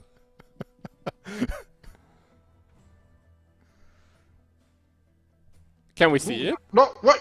Leave the colonists alone! It is to see you make the same mistakes over and over again. Full points. Nice. No, wait! Leave the colonists alone! Look at this face! Look at this face! He's getting ready like, oh, I'm about to hurt him. Oh. All right. That was great. How are we on time for? Because we're waiting for Patricia for the next segment, I think. Till the next segment. So if you want to talk about the game and how it's developed so far, that would be. Let's do that. So we were stressed on to jump into this challenge. I think we stole some of your spotlight, Matti. So let's go back and talk a little bit about what you've been doing with the game, and you talked a little bit about your favorite memories. And we have been talking quite a lot. Like we've also seen it now during these clips how far it's evolved from the beginning, right? Because we started out and we had the game, and then we started adding more and more features. What's like your favorite feature that has been added during the process? You're forcing me to pick a favorite child, are you? I don't know, like it's a sum of so many small parts. Like everything feeds into each other, and sort of like I guess like the one feature or a bit of content that has been mentioned several times is the winter and the catastrophes in general. I think that's kind of unique and different for us. For sure. But internally, I'm known as the guy who really likes boxes, and meaning that I like boxes carried from one place to another, the logistics. Building efficiently, building smart, that kind of thing. So I've been happy with this game and in other games to see that as resources created, it's brought somewhere, it's been refined, it's carried somewhere else and used. It sounds odd, but I like them having sort of a physical form, not just a number in the UI. Yeah, for sure. Mm-hmm. Do you have any favorite things before you went on to other projects and handed this over to Patricia? I have to say that to me, like, it was when we introduced the views. Yeah. That really, like, it's not like a feature, it's like a feature, but it really helps you understand better what's happening in your colony, having heat maps that allow you to identify where the pollution is, like all this information. It was like one moment where I felt that a bunch of systems just came together and then I had more control over them. So I think that was probably like my favorite. I look and I said, oh yeah, this is what I wanted. Yeah. I think that for me, I really like that one. I remember that before going on that stream, you had prepared like notes and stuff, and we were gonna look at it, and I hadn't had the time to actually update and look at what's gonna be the new big thing. And when I saw that too, I was like, oh yeah, this is pretty cool. This makes sense, right? Yeah. When it comes to the development in early access now, Matti, we also know that we've gotten quite a lot of feedback from the community. They have been very much a part of this by clicking the ladybug or the blue cockroach and all of that. I don't know how many times we said that each stream. Is there a favorite suggestion that's coming from the community on your end that you're like, oh, but this is really smart, we should really work on this?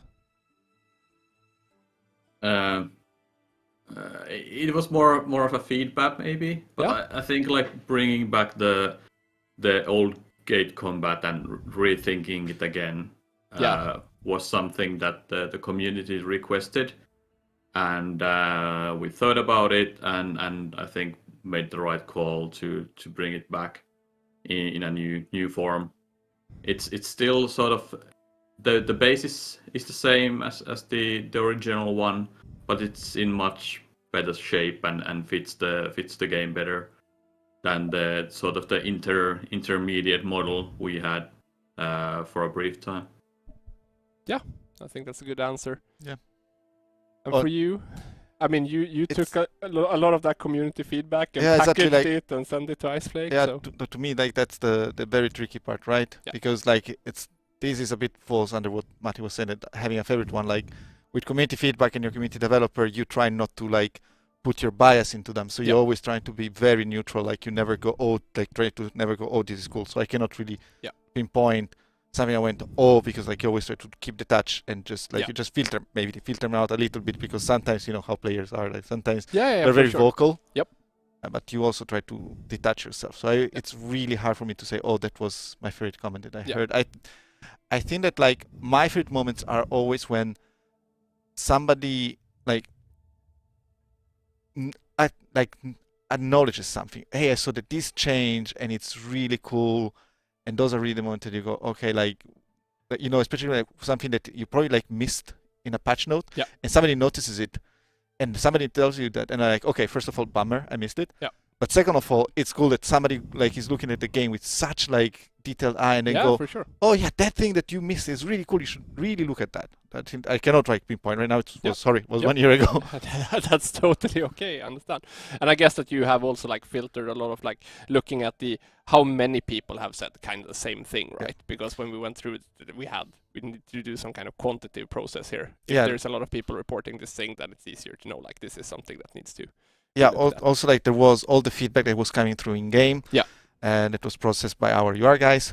So like we also had meetings about this. Like there was also like there were very long conversations between production, community, and like about all the feedback we're receiving, and like trying to like sort of categorize and understand like how can we also aggregate them. So like what are the points that like what are the common themes that we identify here? Yeah, for sure.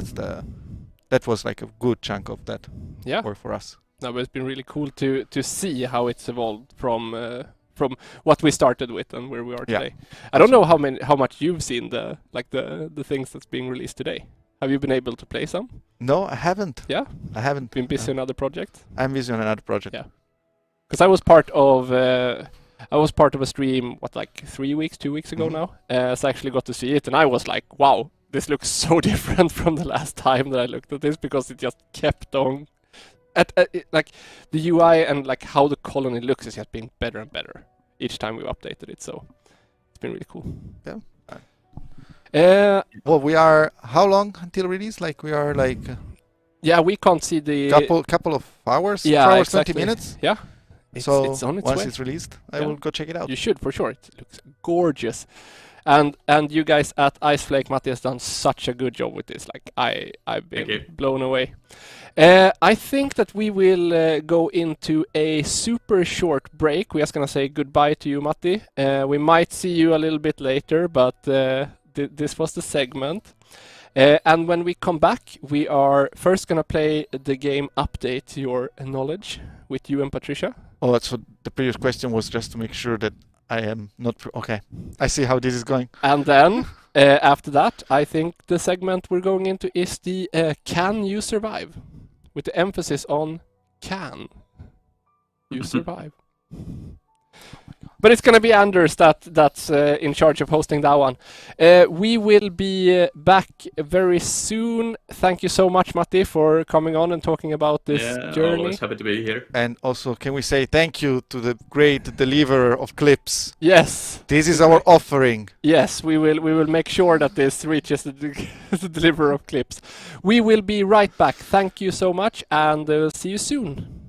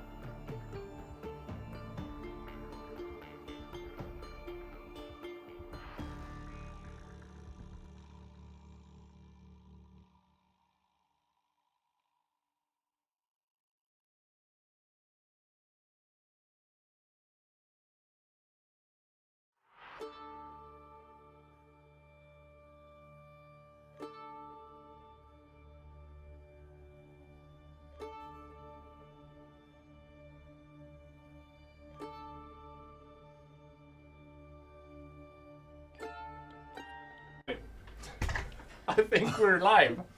Maybe. Excellent. So. Welcome back. Yeah, I find my way back somehow. Yeah. Also, right now, I feel like when you show up at the party and somebody's wearing the same dress as you are. But I mean, I mean, he kind of looks more appropriate actually than us. Like it feels like you come from a better colony with like better T-shirts, and that's what you trade in. So this is the uniform of our colony. I have cans, and you have like food for T-shirts, please. Okay. Yeah.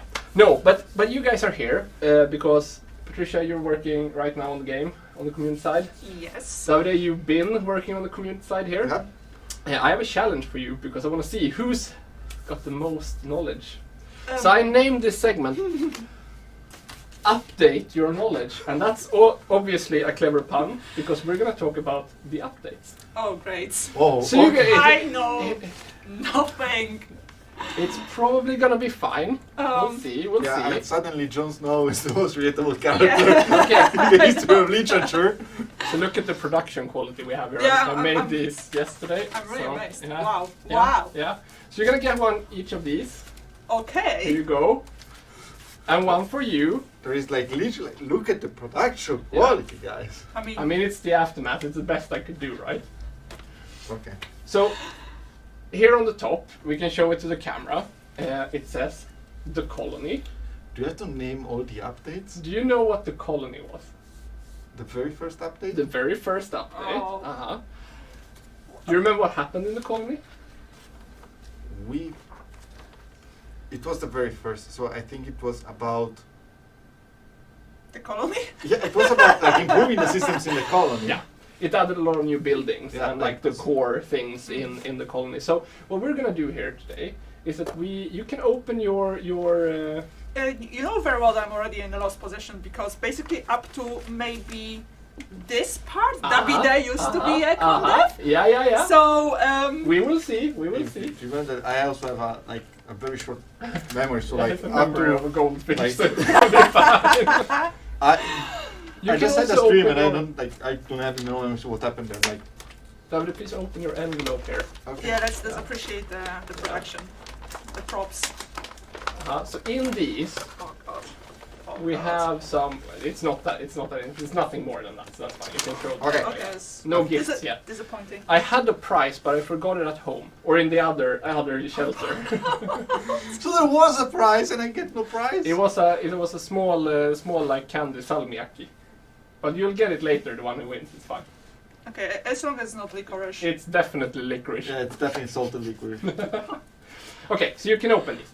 These are the names. So at the beginning here, I'm just going to borrow yours. Sure. At the beginning here we have the colony, which was the first update.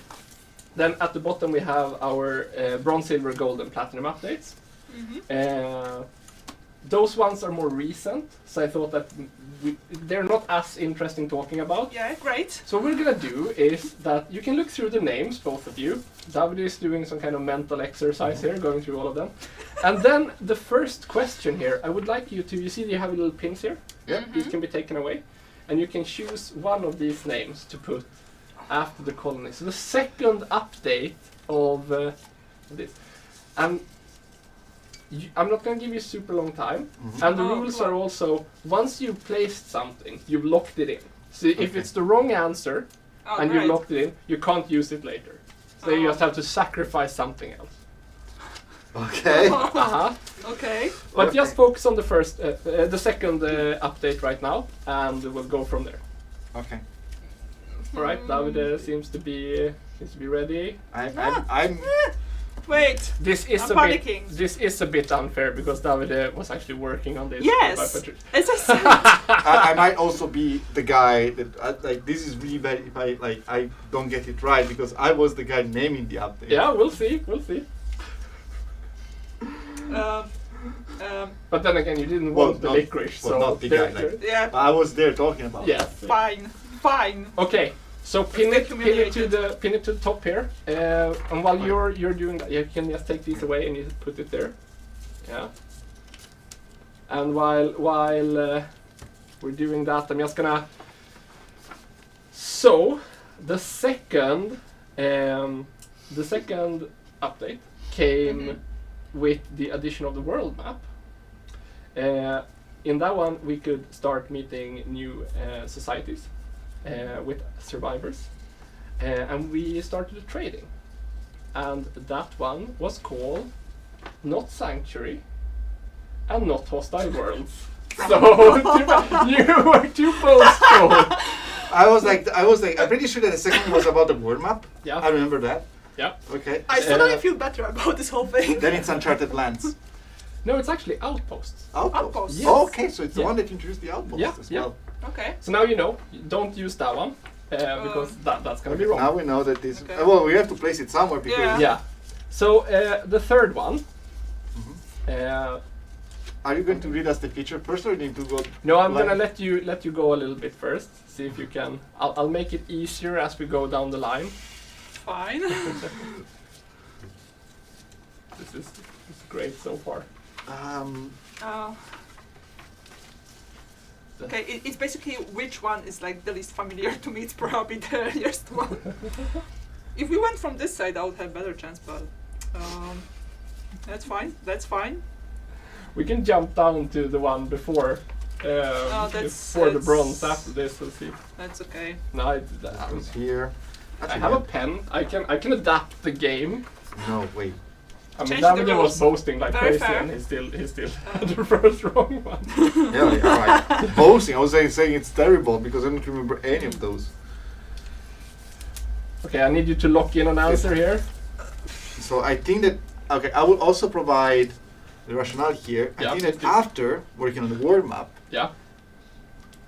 and after work, the work of the colony view, we worked on the science system, and therefore went with great minds.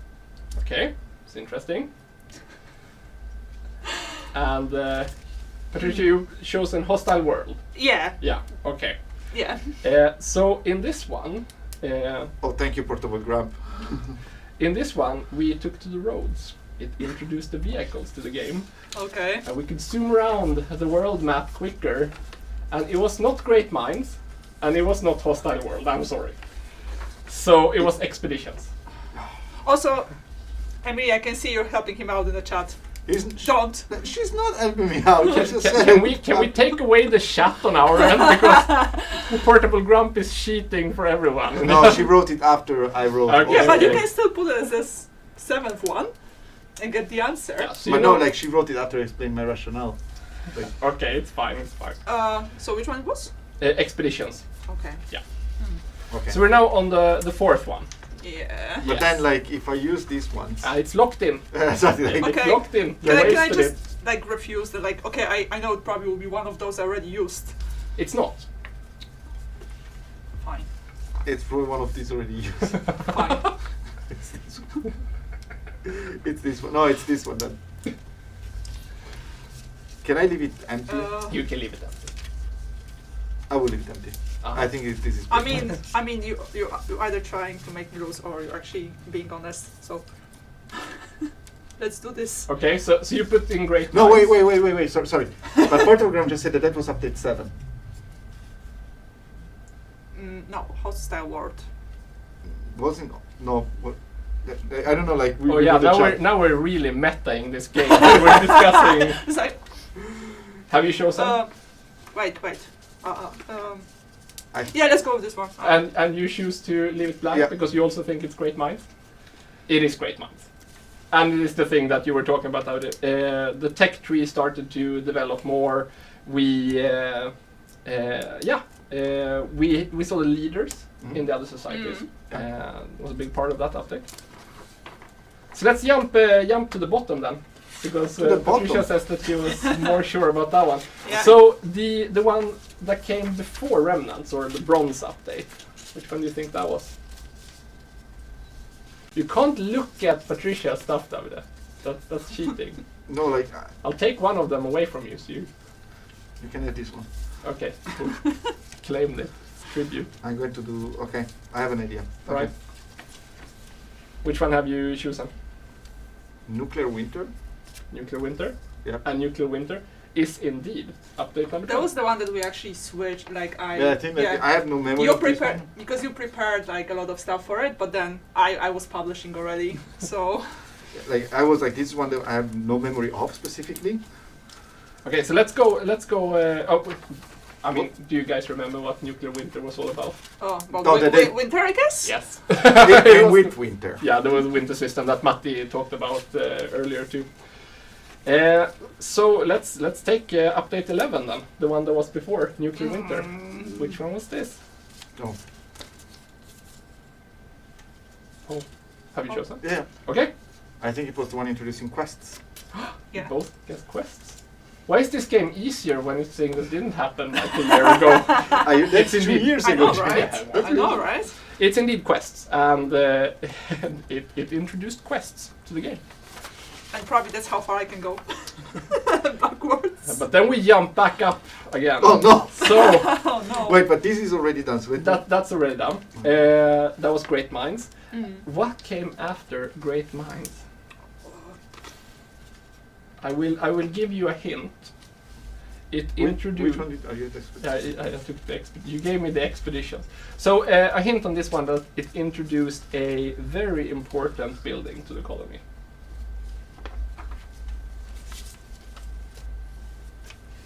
Okay, I'll leave this one out. You can just leave it blank? Yeah. Oh, you get the game, because then you have more options for later on. Okay. Smart. So what have you chosen, David? I chose Sanctuary. It is Sanctuary indeed. Yeah, and yeah. Yes. So basically, like there was new catastrophes, new building mechanics in this one, and the sauna was added. Oh, that's the important. Yeah. That was the most important update to the game. Let's remember that somebody, I mean, outside of this colony, like somebody like right outside our gate, really dislikes saunas. And thank you, Nurgle, to write worst update. Exactly. Now we know who. For your unreasonable hate of saunas for some reason. Again, like Icepeak is located in Finland, so it would be very weird to not have saunas in the game. Okay, so after this one, after Sanctuary, we're at number 6 of the updates.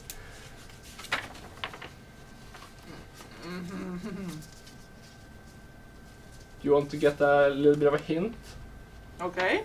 Yeah, before you choose? Yeah. Yes. So, combat, in one way or another, was a big one in this. Oh, I probably immediately locked that one in then. Is it right after Sanctuary? Yeah. Okay. Please flip them. It's not Law and Order. No. So, update number 6 was Hostile World. This is when it became more important to fight in the colony because it's more dangerous. Yeah. Oh no. And then we have update number 7. Yeah, that's. Yeah, I'm just gonna say that this is where the criminality system was checked out. New mechanics about that. Okay, at least you cannot choose it as well, so I'm just going to leave it blank. Yeah, it was Law and Order, and you both just used that one. Another thing that was in Law and Order was that the it introduced a system where you couldn't eat the same food all the time. So our dreams of just making potatoes at all times and eating that in our colony was crushed. I would still eat potatoes all day and all night, okay? Yeah. Right, apparently it's not the right kind of like nutrition if you only eat potatoes. It's so realistic. We can make some other things from potatoes. So many. Okay. Now we don't have that many left. Ukulele made of potatoes during lunch. Yeah. So 3 more. We are at update number 8. Oh, that's okay.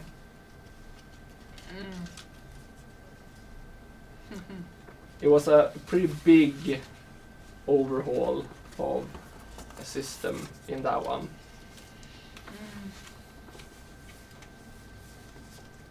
Let's try this. See, this stream is fun and educational because we get to learn what happened during the updates. Okay, what have you chosen? Uncharted Lands. It's a revamp of the world map. I'm sorry. No? No. This one is Tainted Earth. Okay. Because this was when we started doing more with pollution. One left. It was an overhaul on pollution management. Okay. I have an idea. I put it here, then you put it there, or you choose where you want to put it, and I put it on the other one so we get at least a point between the two of us. I'm playing the strategy here. Okay, next one. I want to say that this one. Okay, if you want to know my honest opinion, and I'm Loki Teeny, so I'm completely transparent with Patricia. Then I'll do the other one. Okay, so it doesn't feel that I want to cheat, but like I think that this one was First Settlers. Yeah. Which is the one where we changed the early game part of the game, where you started with your settlers, exploring the map, and then you had to shoot the flare to get your citizens in. And you're 100% correct. First Settlers it is. And that's exactly what happened in First Settlers. Yeah. And then I think that the last one Wait, I think the remaining one is Tainted Earth. No, we already had Tainted Earth. Then I'm missing one. Uncharted Lands. Uncharted Lands. Okay. Yeah. Yes. The last one is Uncharted Lands, but you don't have anything left, and that kept on building on the early game, and that was also the first like big graphic overhaul.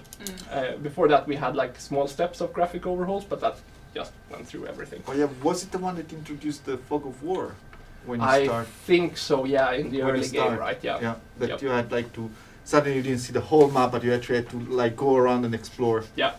So now what I'm gonna do, I'm gonna take these, and we're just gonna rip away the ones that are wrong, and we'll see how many points you have.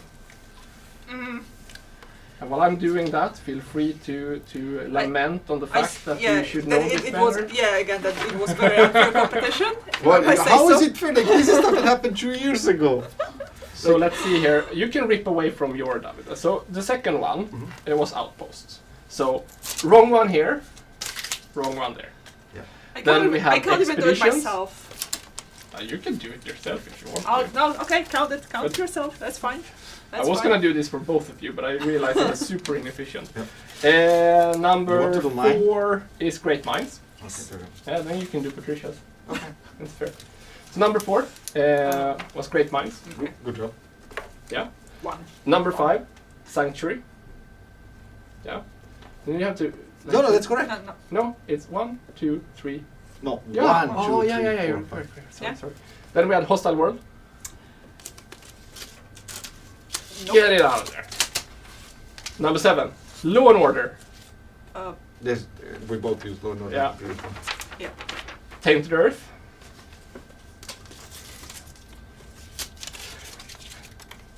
First Settlers. Uncharted Lands. Quests. Nuclear Winter. And we're done. So what's our score here? You don't get score for the colony. I put colony. I get 2 points. It's here. Result. It still counts, Richard. Like it counts, right? It's here. 1, 2, 3, 4, 5, 6, 7, 8. This was David's, right? Yeah. So 1, 2, 3, 4, 4, correct? Versus 3. Ooh, but it's close. No, wait. How is it 4? I think it's 3 to 3. No, you had Nuclear Winter. I'm pretty sure you won by 1 point. Yeah. Okay. First Settlers here. Yeah. Okay. Again, fair enough. I just want to say that I'm very proud that Patricia came this close because it's not easy. Like remember the order, and the name, and I get to think like back then. Okay, what was the order we introduced things in the game? And I can see how this is. I was there, and it's difficult. I mean, basically every feature got revamped at some point. So multiple times. It was kind of fun because when I made this game, for me, I remember the early ones because I was like, oh yeah, we did this on stream and we did that on stream. So and then I stopped streaming and I'm like, I have no idea what's been going on in this period, so I had to actually look it up. But I mean, again, I wasn't charged in naming, and no, Nuclear Winter is already named by you. So basically, we just did those ones. Well, like not by and me being the me, I already locked those in. So there was no. Yes. No, but this was great. I mean, we've gone through the updates and the big things with them. You did okay, both of you. I wish I had the salmiakki candy with me. I'll fix it for you later. Yeah, again, if I don't get this, it's actually a win for me. So that's fine. No, like I want to say, like the next aftermath stream, like you bring the salmiakki and I share it with Federici on stream. I think that sounds fair. No. I think that sounds fair. Okay. This is quality content. I think I'll pass. I am gonna release both of you from our beautiful bunker here. I'm gonna be exchanged from. I'm gonna exchange myself to Anders, and he will do the activation. Can you survive? I'm really excited for this one. Yeah. I'm super excited. I know people are already asking what's in the cans. Yeah. It's our version of what's in the can. The box. Oh, okay. Thank you so much for being on. Did My you have pleasure. any final words? It felt like you wanted to say something. No, I wanted to mention drops. Yeah. I don't know. There is a text there that says mention drops. We do have a Twitch drop where you can get a unique image for your colony banner. Also, I have something to say. We just released an Instagram filter. If you want to have a cool story you can actually check which specialization you have in Aftermath with Oracle Filter. So you can find link on our Facebook and Twitter, or just search for Aftermath Specialists in the filter search on Instagram, and it should pop up. And there you go. All right, we will be right up with Can You Survive?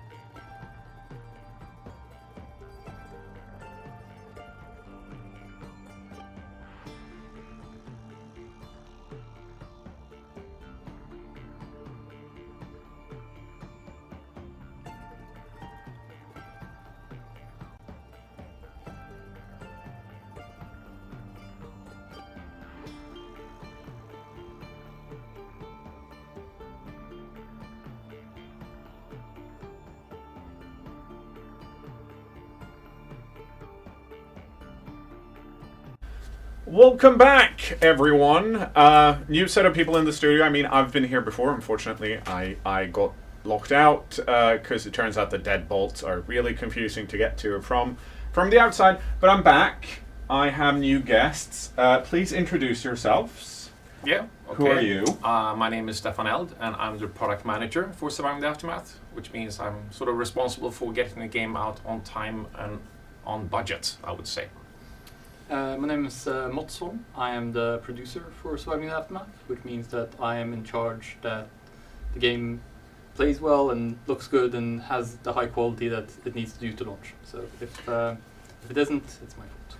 And you guys are here because this is one of the first things I said I wanted to do during this stream, and if we were able to fly over our friends from Tampere, Ice Flake, I would probably have forced them to eat some of the stuff in these cans.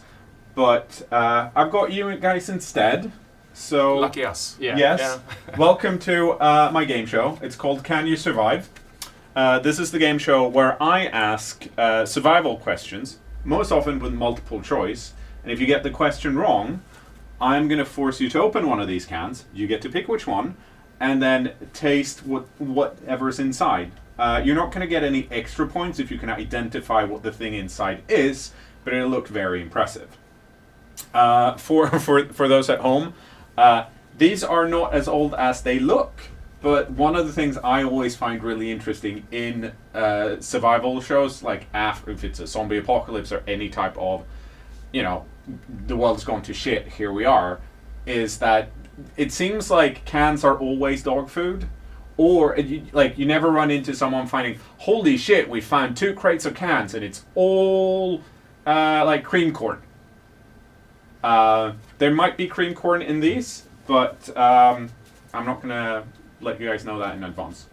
Also, for your information, these questions have been written from a Swedish Northern European perspective, which means that some of these survival tips, A, might be wrong because I've taken them from the internet, and B, if you're in other parts of the world, they might not be applicable either. With that said, let's get to the first question, shall we? Question 1. 1 can. What side of the tree does moss grow on? And now a smart game master here would have given you like a whiteboard so you could write down your answer. That's not me. I spent more time finding these cans, which means that we're just gonna, for every other question, you get to answer first. Which means that whoever's second can answer the same thing if they want to, but then if it's wrong, you both have to eat a can. So do we eat the same can? Or? No, you always eat different cans unless we run out of cans. So Stefan, which side of the tree does moss normally grow on? And I guess this is one of the questions where we don't have a multiple choice, right? So the multiple choice here would be north, south, east, or west. I'm so happy you gave me those. Yeah. I would probably go with north. Okay. I feel it would probably be east or west based on like how the sun moves. So I'm going with east. Okay. Well, let's see what the answer is. It's the northern side in the northern hemisphere because the moss generally likes the shadier side of the tree, and the north side, because we're in the northern hemisphere, tends to be shadier than the other sides. Which means, please pick a can. So I'm really sorry, Matt. That's fine. I'm looking at this one. It's real small. Looks like a paint can. So. Yes. Okay. Okay. We can't see the. Hopefully, the camera can pick up how lovely the thing that spewed out of it is. Oh yeah, I know what that is. I'm not going to tell you what it is though. I'll be hardy. I can eat straight from the can. Yeah, I think it's. I don't need to eat the whole thing, right? No, you just need to taste it. I mean, might be good to have a plate under it in case you spill some.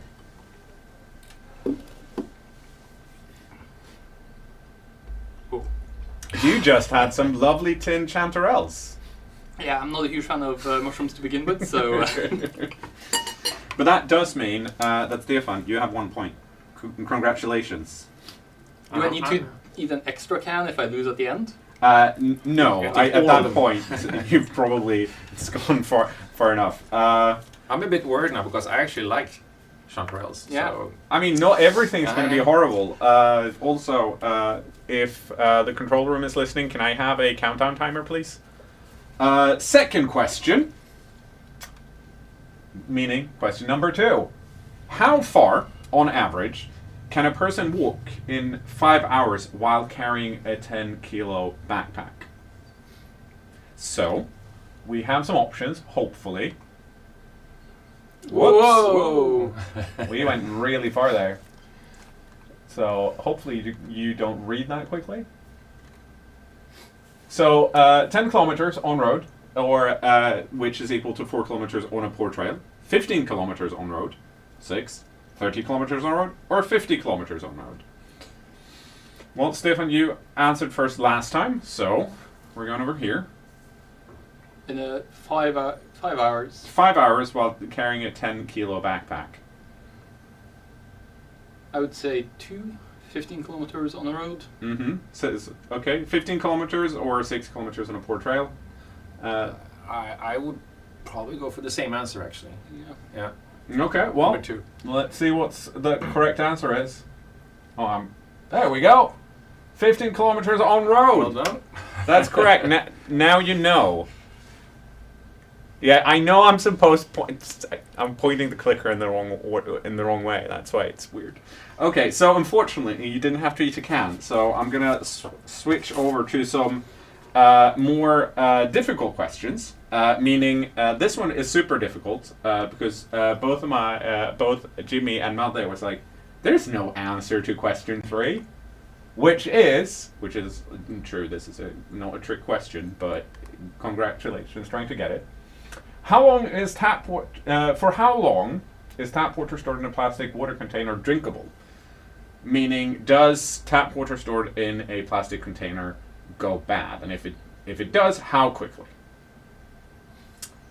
Stefan? Wait, no multiple choice? Nope. Yep. Told you this. And I get to go first again. Yeah. Okay. Mm-hmm. Yeah. This is a difficult one. I mean, it might be that some of these are mainly really annoyingly hard because I want you guys to eat stuff out of cans. I really don't know. I would have to just sort of wild guess. Mm-hmm. I don't know, 6 months. Okay. Do I win it if I go above or below, or do I have to hit the targets? I mean, you have to have an answer that's around the correctly worded answer. Because I would go like it's probably even less. It's probably closer to, in normal circumstances, maybe like a month or 2. Mm-hmm. So, according to the internet, the correct answer is it's going to start tasting weird in about a week, but that's fine because it's drinkable for far longer. But if you want to make sure, if you're in an aftermath situation, you should go for the bottled water because it contains less contaminants. So it stays fresh. It stays drinkable even longer. Meaning, I mean, you were both... This is not the answer you asked for. Shut up! Like I said, this might just be me wanting you guys to have some cans. Because I brought a lot of cans, okay? I'm gonna... You were both wrong. Meaning, you both get to pick a can. Okay. This one looks nice. I like how they're all dented, so it will squirt when we open it. I'll aim it towards you. Thank you. Ooh, this is looking evil. Oh, you say that, but actually, beans. You got some baked beans. I got some baked beans. Congratulations! I'm gonna get. What did you get? Show it to the camera. I don't know. Oh, I know what that is.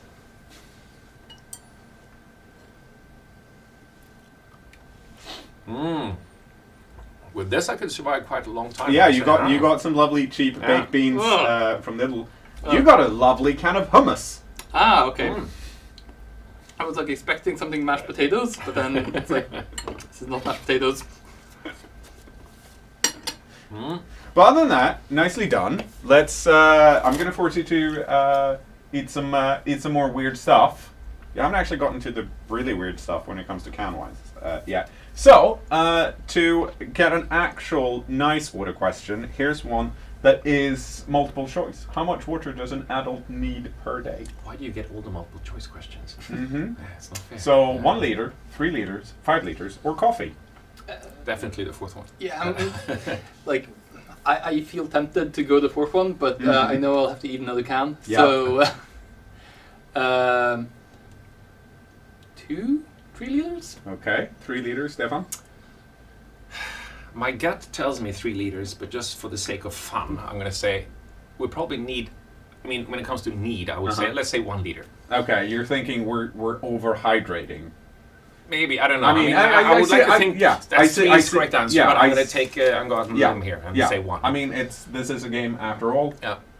Unfortunately, the correct answer is 3 liters. But it's 1 liter and coffee. Then it's correct. Yeah, no, it's like I'm sure you can drink 1 liter, but you probably need something else in your diet to add to that. I like how you just very quickly, it's like, well, time to grab a can.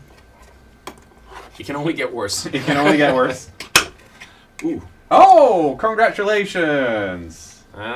You, well, I'm gonna, if you don't know what it is, I'll tell you after the fact. Oh, it looks like it could be good, but I'm not sure. Artichoke. Yeah, you got some artichoke hearts. God, I'm being lucky. It's not too bad. I feel like you've gotten some of the better ones so far. We're going to jump straight over to the next question. Question number 5. Why should you melt snow or ice before drinking it?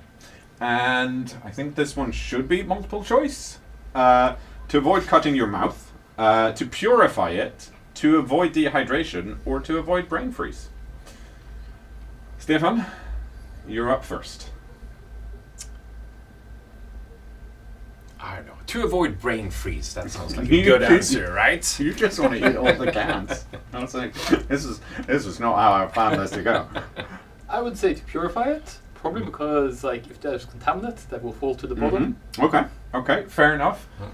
Those are both 2 answers. Unfortunately, they're both wrong. So it turns out that the reason you melt it is because by eating it, you expend a lot of heat, and that in itself is not bad, and you might it might actually dehydrate you quicker. Of course. According to the internet, I am not an expert. I just Google stuff, which means you're both wrong. So before we get to question 6, you do need to pick some more cans. Okay, let's do this.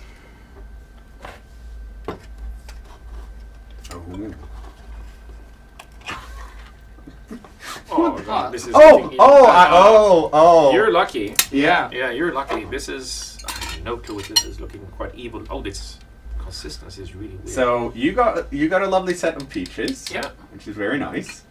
This is peaches for me. Mm-hmm.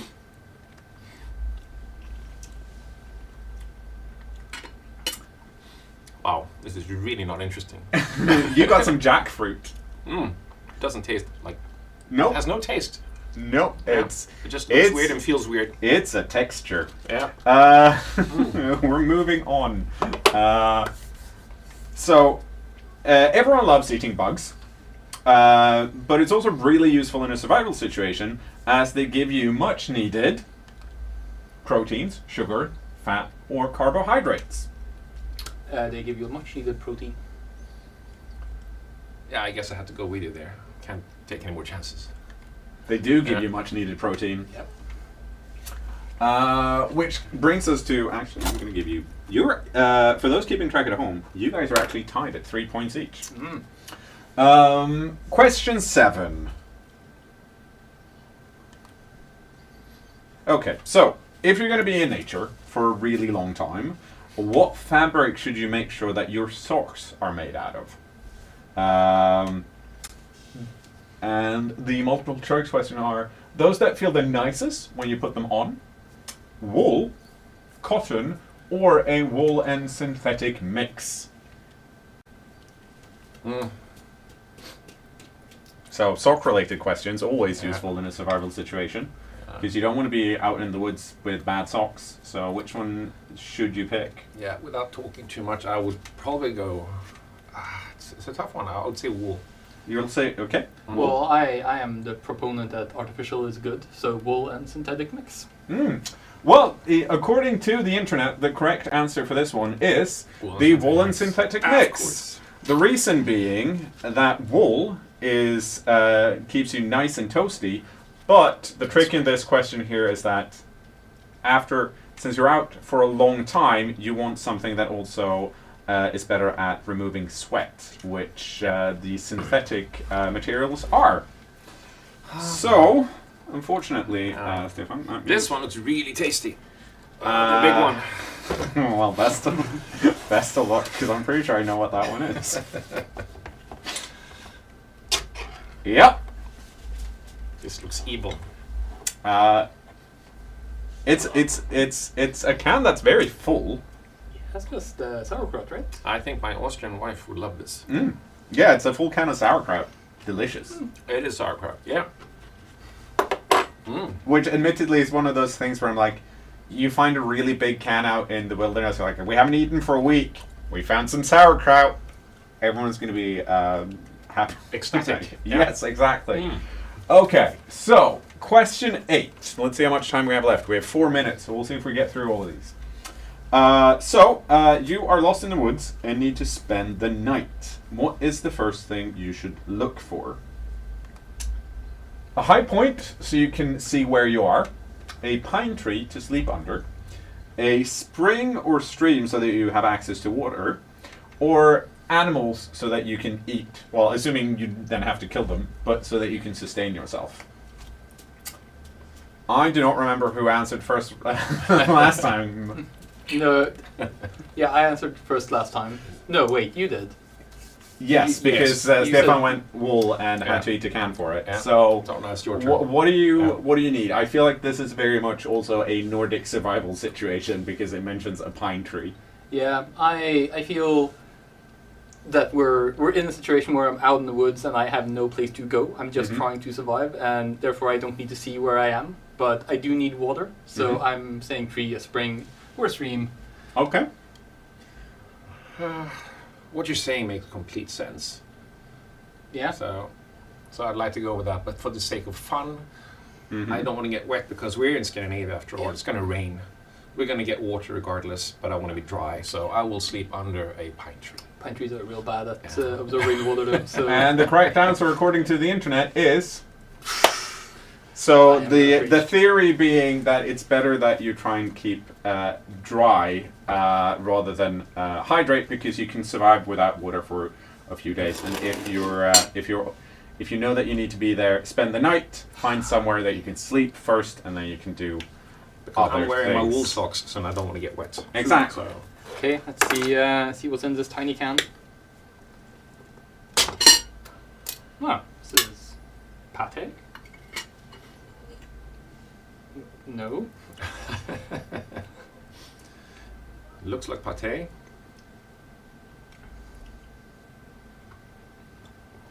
I do not remember what that one is, but it's probably spam. Yeah. Ish. Yeah. Okay, so you're still tied. We are gonna see if we can speed run this because we have 2 minutes left. Question 9: Why should you try and avoid sleeping directly on the ground? To eliminate the risk of contacting disease, to avoid bugs, to keep from losing body heat, or to avoid getting wet. I guess it's my turn then. Yep. I guess I feel there's several alternatives, but I would say to keep from losing body heat. To keep from losing body heat? I feel all of the above, but maybe 4 more than anything. Avoid getting your clothes wet. The correct answer, according to the internet, is to keep from losing body heat. Internet, man. They know. I mean, they do stay inside a lot, so that's... Oh, this is nice. This is like a mix. Yeah, that's carrot and peas. Yeah. You know what's really fun? Because we have a minute left, so I don't think we're going to get to opening any other cans. So you're just going to give us the worst can? I don't remember which the worst can is, but it's either this one or this one. I think pretty much all the other ones are like soups of some kind. Okay. But with that said, we are unfortunately out of time. But luckily for you, Stefan, you actually managed to win that one. Fantastic. 5 points. Yeah. 5 points to 4. I feel cheated. On the other hand, you did get to eat some delicious things. I did get a good pick. You probably had the tastiest one in the peaches. Yeah. But I think the takeaway from Can You Survive is that, yes, as long as every time you make a mistake in the wilderness, someone gives you a random can of food, you're probably pretty set. And I don't have a good way of ending this other than saying that drops are still enabled. So if you haven't claimed your new colony image or badge, you need to watch for 30 minutes and then link your Paradox account to Twitch, then go to your Paradox account once the drop is active and get it. because everyone should. I think we're having a tiny bit of setup time, which we're going to take now, and we're going to clear out some of these cans. You know what? I'll leave these cans for Madde, and then she can open them and eat them on stream. She loves canned food, so make sure if you're watching on Twitch that you tell her to do that. We will be right back, so see you guys soon.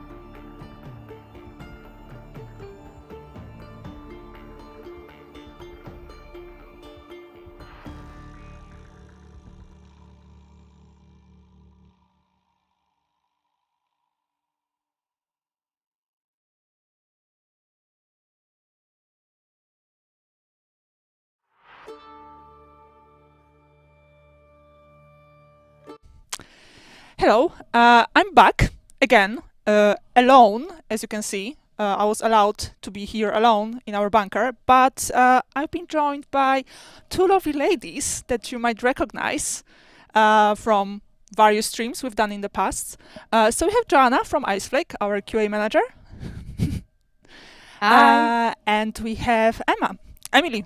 Why I keep calling you Emma? It's not the first time. Emily, sorry about that. Sorry about that. Already messing things up. Okay. Emily, thank you so much calling in from faraway Scotland, but we got you here somehow, despite all the troubles. Our community ambassador on surviving the aftermath and surviving Mars as well. But fun fact, Emily has been working on the project longer than me, so we might get some update 3. Yeah. Yes, we might get some useful insight from her regarding some stuff that happened in the past.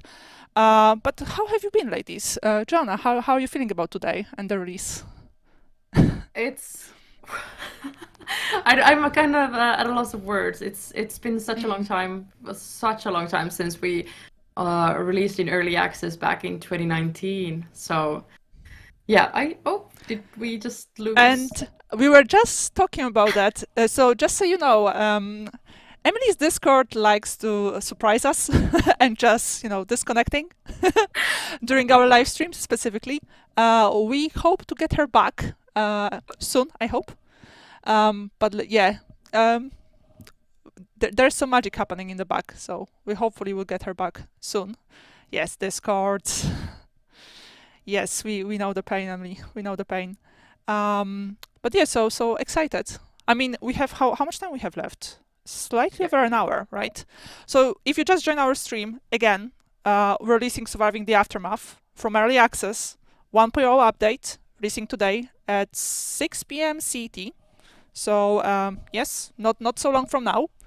And I think we have you back. Yes, we have you back. Both ladies are back. Emily, are you there? I am back. Yes. Of course, my Discord crashes. It's tradition for my Discord to crash. I mean, that was super fast. Like, it's new. Like, I don't know. Yeah. You're calling into Stockholm. I must crash. That's the rule. Surviving the bandwidth. Yes. It happens. Yeah. So also super excited for the launch today. Emily, how are you feeling once you're back? Excited for the launch today as well? Yes, very excited. Everything is I'm very hyped, and I've been watching the stream all day. So yeah, I keep seeing you in the chat, and and that was helping David out. That was just helping David out during our quiz. I know you help him win. But yeah, okay. So basically, I gathered you today, ladies, to talk about the community updates, because we got quite a few updates considering that we had the game in early access for almost 2 years, right? And as we learned recently, I completely don't know the names of the updates from the early stages, but that's fine. We have Joanna here who's been absolutely amazing and knows everything about the game. I know because I ask a lot. And we also, again, I brought Emily also to provide some additional feedback, maybe some anecdotes as well. But yeah, so basically, again, today we're releasing update 1.0. So we're going to have some new content coming as well, and some old features coming back, maybe. Yeah. So when it comes to the community, what do you think is the most awaited thing we're going to introduce in 1.0? What will be the most exciting thing for our players, you think? Oh, most exciting thing. Yes. Has to be the endgame content. Has to be that. I mean, I know, like, we've talked loads on the forums and with the community about the gates combat being removed a few updates ago. And yes, it is being brought back in this update. But I have to say, the most exciting thing has to be the endgame content. I mean, I remember people asking about that way ages ago. So does this game have an end game goal? And it's always been a thing where I've just said, like, we're doing it, we'll get to it eventually, but there's just been so many updates, so many features that we wanted to include. So I'm pretty sure Emily can also chip in, because it's super hard, especially when people are asking for a thing, and you know it's coming, but you cannot tell anything just yet. Yeah. You can't spill the beans. Exactly. Yeah, eternal struggle of anyone working in community and in QA. Yes. But yeah, so if you can tell us a little bit more what the end game actually is, because I know we tried in the past to introduce some bits, like we had the milestones, for example, so you can get the prestige for your colony, so that was like an extra goal that we added. But what actually the end game is right now in 1.0 update?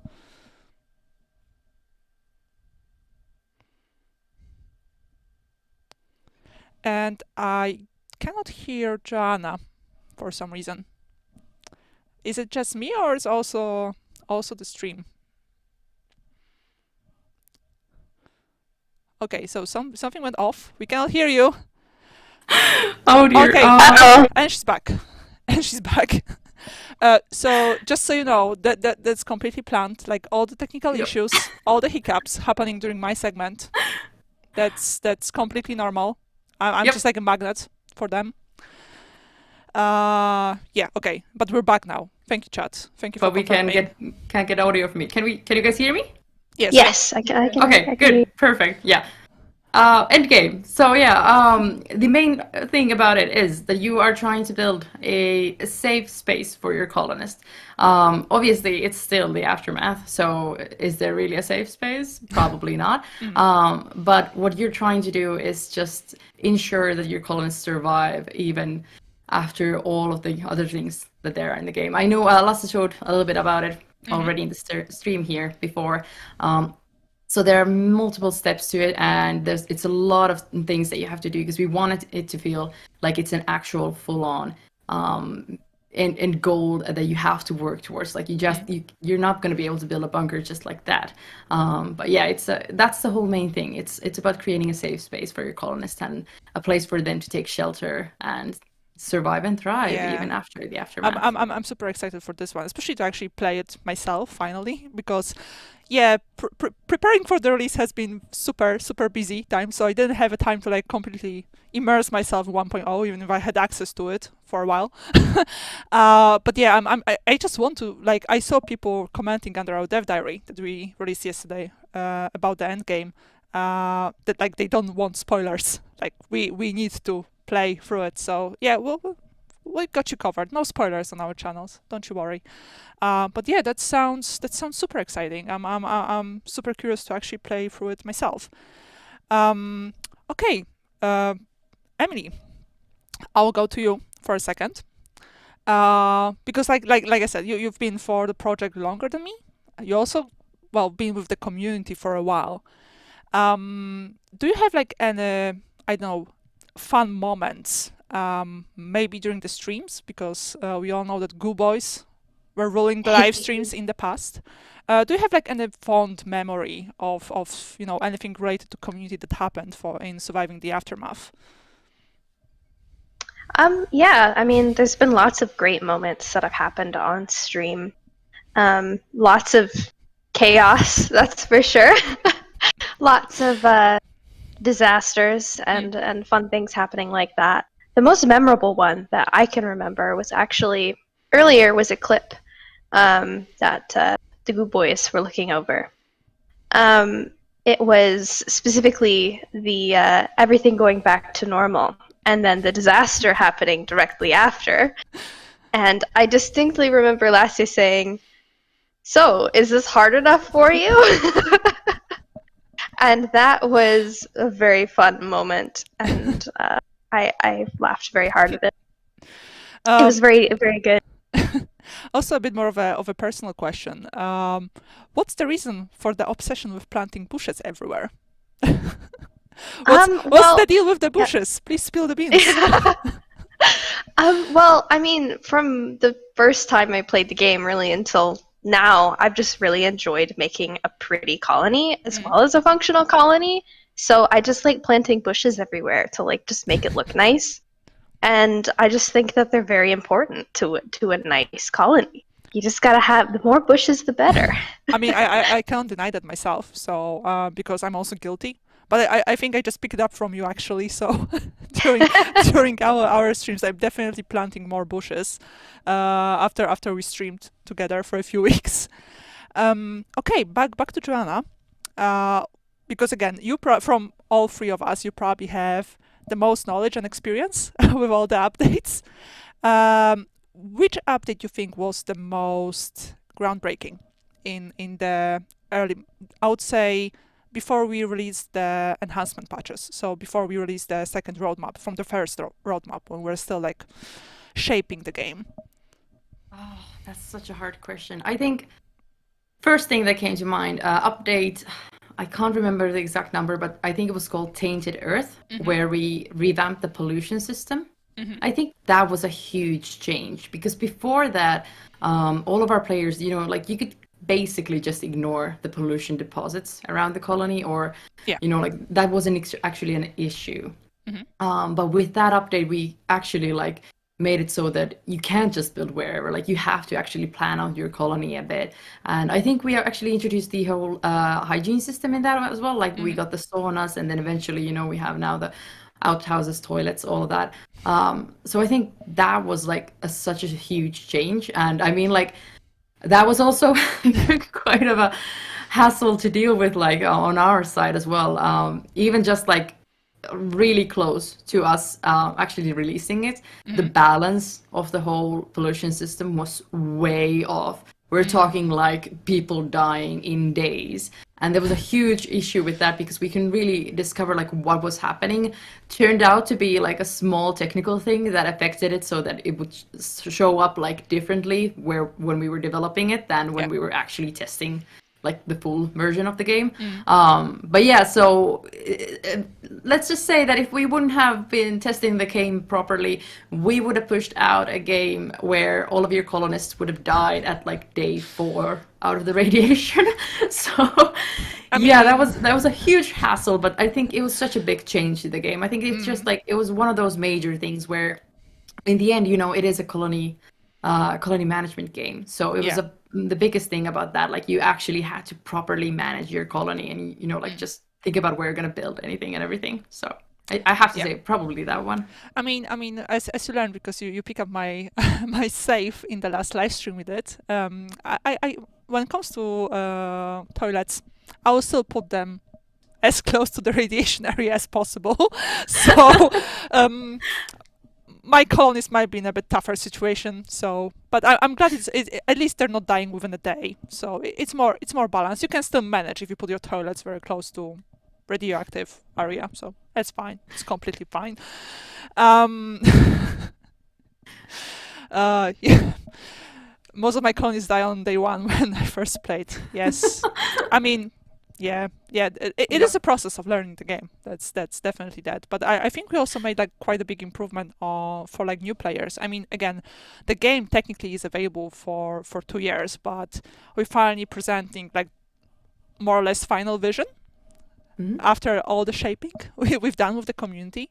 What do you think is biggest advantage and disadvantage of actually releasing a game in early access and having to rely on community so much? Sorry, can you repeat the question? I Sure. couldn't quite hear you. Sure. So for developing the game in early access, right? Yeah. What do you think is the biggest advantage and disadvantage from a developer perspective? Do you think that like relying so much on community feedback is actually helpful or kind of works against the whole process? So I'd say it's at the same time, community feedback is the best advantage and like disadvantage at the same time, because I think it's such a big thing finding out all of the things that like annoy our players and everything like that. Because when we're testing it, we know how the game works. We know what's happening in the background and everything like that. So it can be really hard to kind of determine, okay, well, would this be an annoying thing for our players, or is this okay? Or sometimes, there's things that we don't even actually properly notice because we're like so used to the things. So I think getting that actual feedback from our community has helped us so much in making the game better, like super smaller things. Like I think best example being the specialist menu selection change with the whole double click thing now going on. I think that was such a big thing. Like when I first read that player feedback, can't remember if it was through the forums or the Ladybug feature. I was like, actually, you know what, like that makes complete sense. Like why is it that it focuses the camera immediately? It took us a while to implement that change, but we did eventually implement it. But then I think it's like there's the other side as well for that, where when you get so much feedback and so many suggestions, it can be kind of hard to determine like what are actually the main ones that we should focus on, because at the same time, you know, we are developing a game, and we don't want to get sidetracked. You know, it's still our game, and we want to make sure that we make it the way that we designed it and we wanted it. Taking, of course, like we do want to hear the feedback, but then we can't please everybody. That's just a simple fact. So I think it's kind of like I love hearing from the community, and that's the reason like why I've been so active in the forums and everything, like wanting to talk to our players, and it's so awesome. But then at the same time, it's just like having to take everything with like a grain of salt, like before reaching out and being like, hey, we could do this. Just thinking about like, is this actually realistic for us? And I think players sometimes does not realize that the fact that you're actually playing the game a lot can be a bit counterproductive, because as weird as it might sound, you might miss a lot of things just because you're playing the game too much. So actually, feedback from people who are just jumping in and out, especially between updates, is like super valuable, because we can clearly read about the differences, how you feel about them. But yeah, absolutely. Just so you know, like playing the game a lot does not mean that we know like we're not missing some maybe obvious things. Like we often learn from the players, and it's great. And the community has been actually pretty good with providing feedback, I would say. We actually have we actually have some questions from the chat, which is great. So basically, Ella asks, what's the weirdest bug you've ever encountered?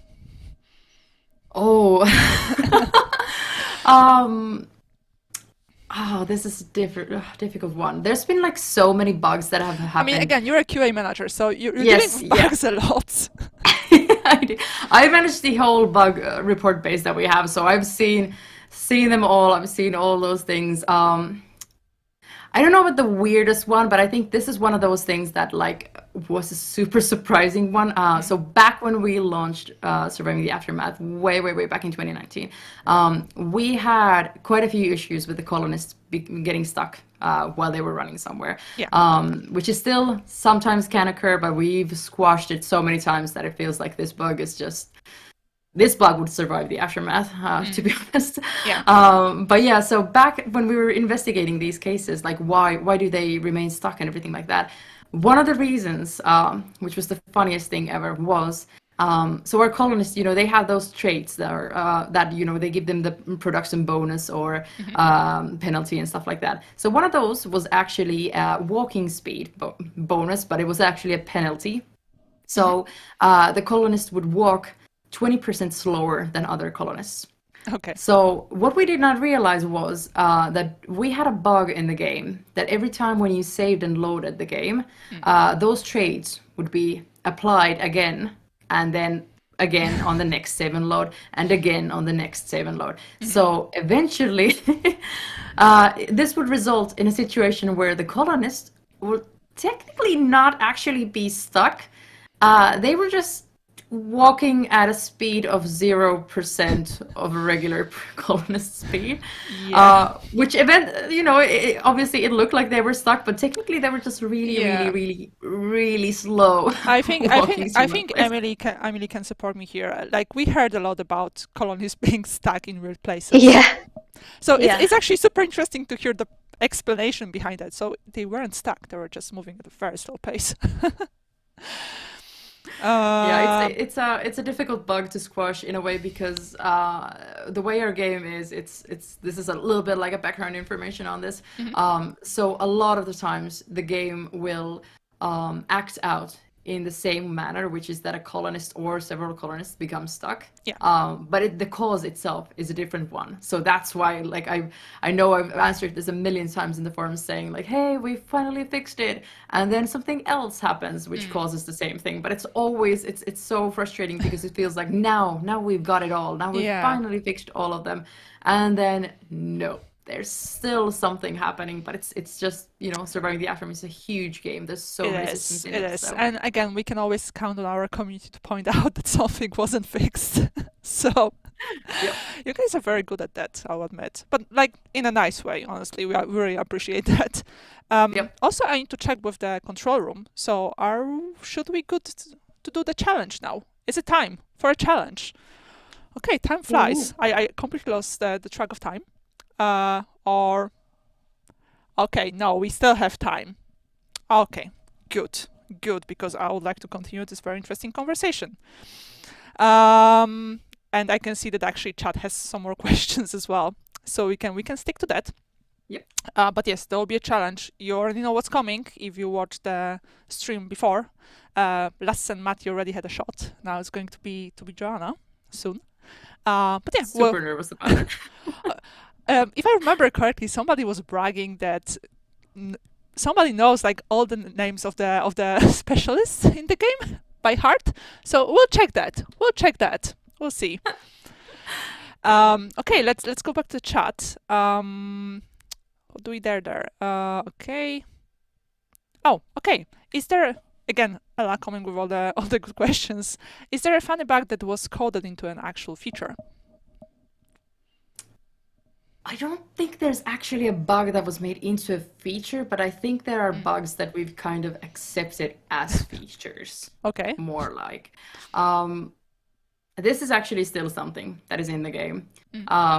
So because of the way of our, like, how colonists walk in the colony, so they'll always prefer the dirt roads and paved roads first, because they'll be like faster on those. So technically, the animals in the colony world, you know, like the rats and the deer and all the other animals, they actually use most of the same systems. So if you build a road close to, let's say, a wild boar, that boar will actually also prefer the roads because it'll be faster on the roads. So this is one of those things where, yes, it is technically a bug, but it's something that would actually take quite a lot of time to start fixing. So yeah, it's also it's harmless. Some really funny situations as well, because it's pretty every harmless. now and then you'll just see a deer that's just like walking around your colony and just being like, oh, I'm just walking down the road here, like. Just a really smart deer. Yeah. Let's do it this way.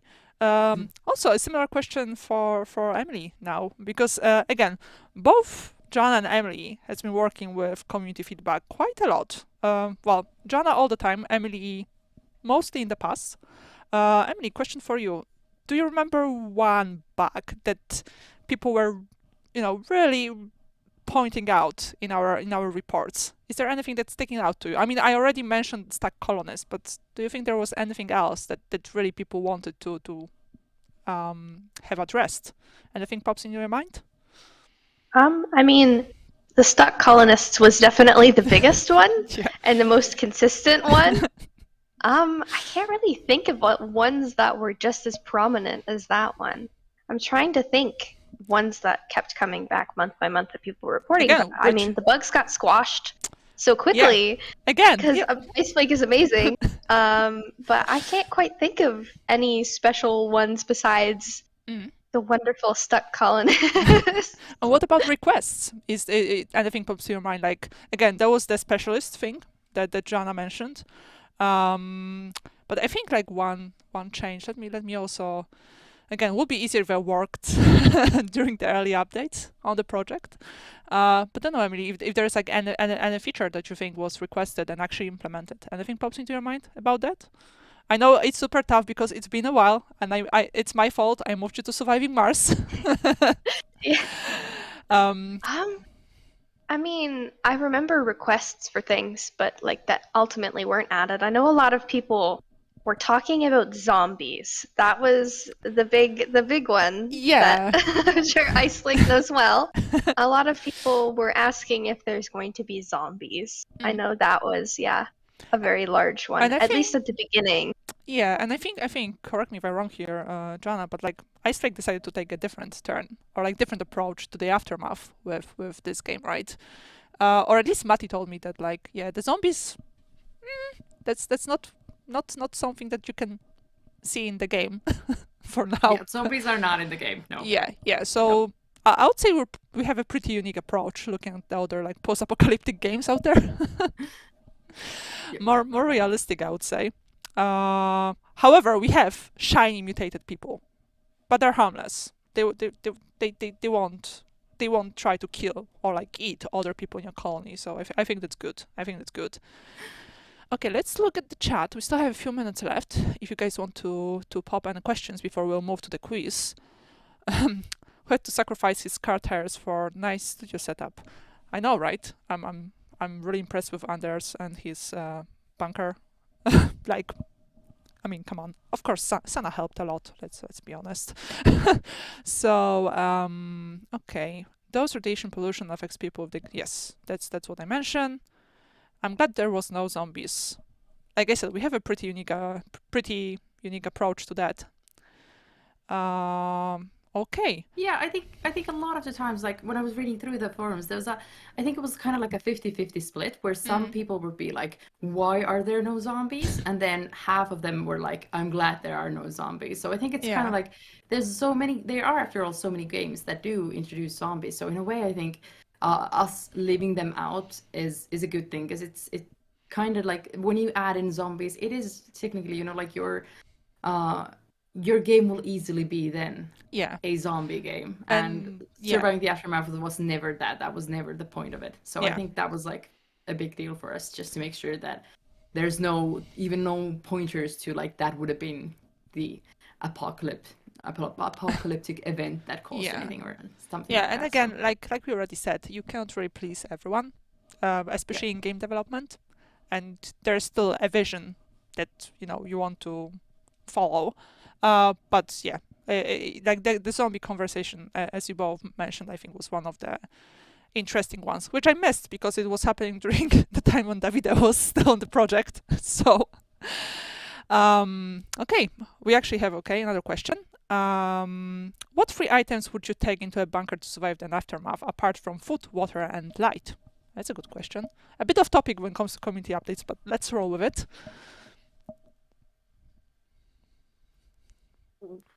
No food, no water, and no light. Let's say that's provided. So what else would you take with you? 3 items. Yes. Wow, that's a super difficult question. I would say probably like some kind of a multi-tool. One of those like Swiss knives that have like a dozen different functions to it, just in case. I mean, I couldn't do anything with it, but I would be actually like, I would pretend that I would be prepared for anything that could happen. I would then probably maybe take like some kind of a book that has been sitting on my shelf for ages, one of those like really big ones, so that it would last me for a little while. So no food, no water. Maybe a first aid kit, so that I, at least like if something would happen, I would have that as well. So yeah, I think I'm gonna go with those. Yeah. Okay, Emily, what about those you? Are pretty solid. Yeah. I would probably take something like a warm coat, because I don't like being cold. And probably like a good pair of shoes, because I think that's pretty important. And yeah, I think I agree with some type of tool, maybe like a knife or something. You could whittle other tools out of wood with that. Yeah. So, yeah. I mean, you have such a good approach to it, and like I read that question, first thing in my mind is like Nintendo Switch, charger, and probably some kind of device that will produce electricity. Animal Crossing, number 2, Animal Crossing, number 3, Animal Crossing. Yeah, I mean, we are releasing the game on Switch today as well, so just so you know. Yep. I will be playing Surviving the Aftermath in the Aftermath. That's it. That's it. Okay. I think we're pretty good to move on to the Ice Flake challenge right now. Yes, I got it on time. I got it on time. Good. So let's see what we have prepared. I have my controller here that I hope I'll know how to use. Let's see. Okay. Okay. Oh dear. Okay. There we go. So, just in case you don't know what's going to happen, we will have names of some specialists appearing on the screen, and one name will be off. And you need to tell us which one. Emily, as a bonus, I'm also going to ask you. So, we'll see how we're going to take it. And let's see if I can operate this thing. Yes. Okay, so the first one we have Knife, Lena, Amara, and Sable. Joanna? Knife is not a name of a specialist. Okay. Emily? Or maybe I should ask Emily first next time. That's going to be... That's good. Yeah. Well, knife. Knife. Joanna Wow. knows. What a surprising answer. What a surprising answer. Wow. We got it right.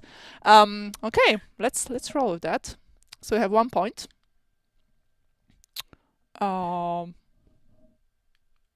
Okay, got it this time. Emily. We have Zari, Zadi, Karambit, Inuk.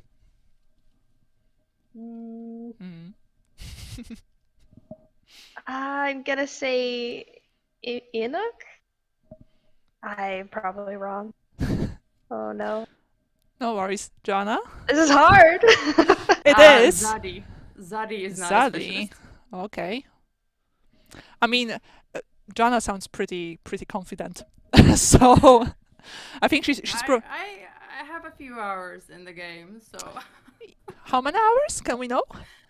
I don't have an exact number. I would estimate somewhere around 5,000, 6,000 hours. Okay, moving on. Moving on. Okay, next one. Absalom, Satoshi, Solomon, Maccabi. Emily? Quick answers. Absalom? Maybe? Jana? Solomon. I mean, it rhymes. It rhymes. Also, I know Absalom because it's one of the specials you can get in our Instagram filter. So I know there is Absalom in there. But yeah, let's just confirm. Yes, it is Solomon. That's the odd one. Okay, next one. Nala, Pilfer, Brock, Sigen. I'm probably pronouncing it wrong, but okay. Emily, any ideas? I actually don't know here. I actually don't know here. Yeah, I haven't had any of these ones. Brock. Sure. Let's guess that one. Let's just start guessing. Joanna, please. Yeah. Pilfer is not a specialist. Pilfer. Okay, yeah, I'll probably go with Brock as well. So, okay. So far, so good. So far, so good. Getting them all wrong. That's good. Hey, you got the first one right. Yeah. Okay, we have Bishop, Roberts, Darius, Priest. Priest, I think. Priest is correct. Aha! I did it! Okay, we're getting there. That's good. Okay, there we go. Now we have Urza, Erika, Domino, Mishka.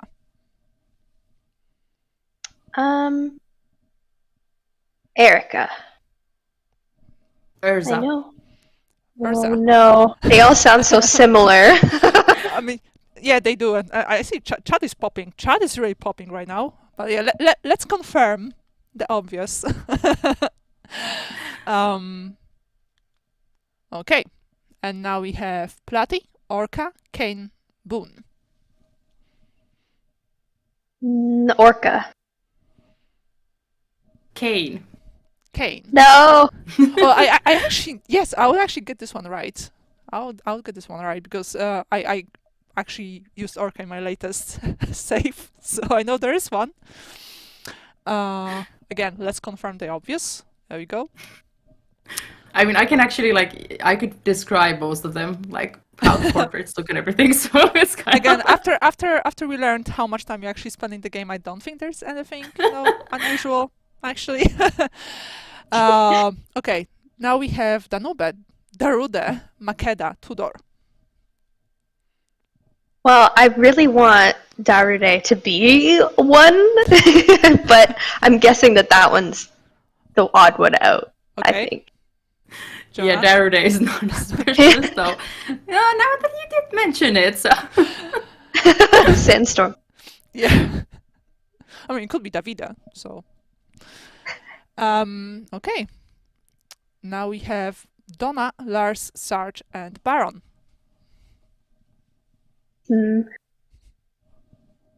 Donna? I mean, it's a pretty regular name, and all the other ones sound really cool. So I don't know. Okay. Actually, this. Okay. I have to say, now I'm a little bit confused. I know Donna and Baron are specialists for sure, but I can't remember seeing Sarge or Lars unless they've been renamed recently. Now I'm this is the only one that I'm kind of confused about. Okay. I'm gonna go with Lars because I can't remember seeing him at least. I know we have somebody called Sarge-ish kind of thing. Okay. So now this is the only one, that I'm kind of skeptical. Surprise! I mean, it's on Jimmy. Wow! It's on Jimmy. So I was like, how can I not remember either one of these? I was like, there's no way. They clapping right now. I mean, we almost got you, almost. Yeah, I was thinking no way, there's no, I remember we had somebody was called kind of like Sarge. So then I started thinking about it. I was like, was he? No, I nice try, Jimmy. I think that was the last one that we had in our quiz. I mean, I think it's pretty obvious that you know all the specialists really well. Also, Emily, I don't think I would do any better than you, so don't worry. There also are a lot of specialists in the game. So let's see I mean, the score is pretty obvious, but let's see how it was with how it compares to Matti and Lasse. They also got everyone. I'm not sure if they got everyone.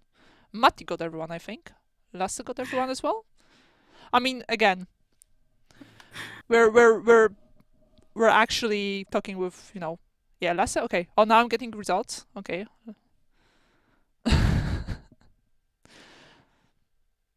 Okay. Okay. Okay. So the official results are in. On third place we have Lasse. We're not sure. It was six or seven. Also official, yes, official results. Second place we got Matti, but he also had 9 to guess.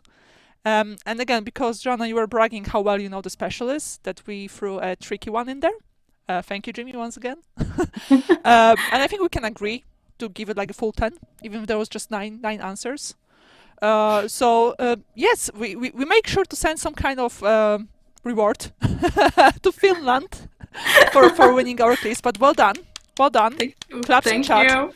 I mean, again, over 5,000 hours. It's well deserved. It's well deserved. Yeah. Okay, when's patch live on Epic Games? We actually have less than 1 hour to go. Once again, we're releasing Surviving the Aftermath on all platforms, 6 p.m. CET. So in just 40 minutes, we'll be ready to go. And up next, we're actually going to have another quiz, but this time with chat.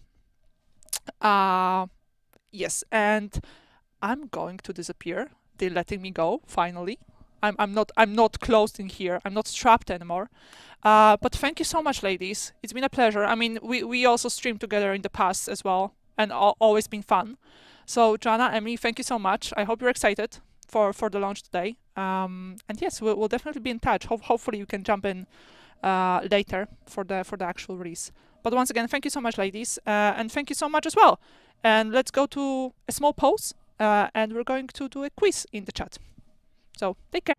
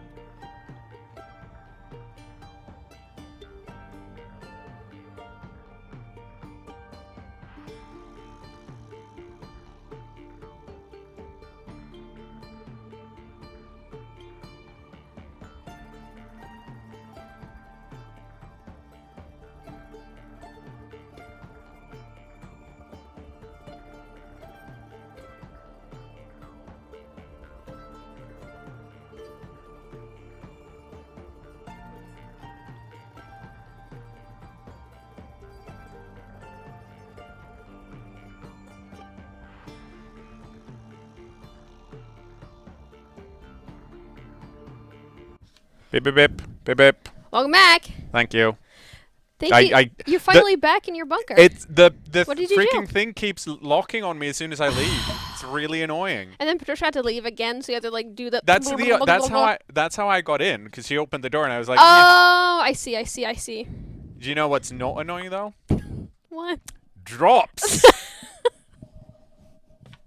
So if you haven't already, or if you just joined us, drops are enabled in Twitch. You need to watch us for 30 minutes, and after that point, Twitch will be like, "Hey, you've got the thing." What you need to do to get the thing is link your Twitch account to your Paradox account on Twitch's side, and then once that's done and you've accepted the drop, you go to your Paradox account on our side, and you're like, "Yes, I will activate this thing."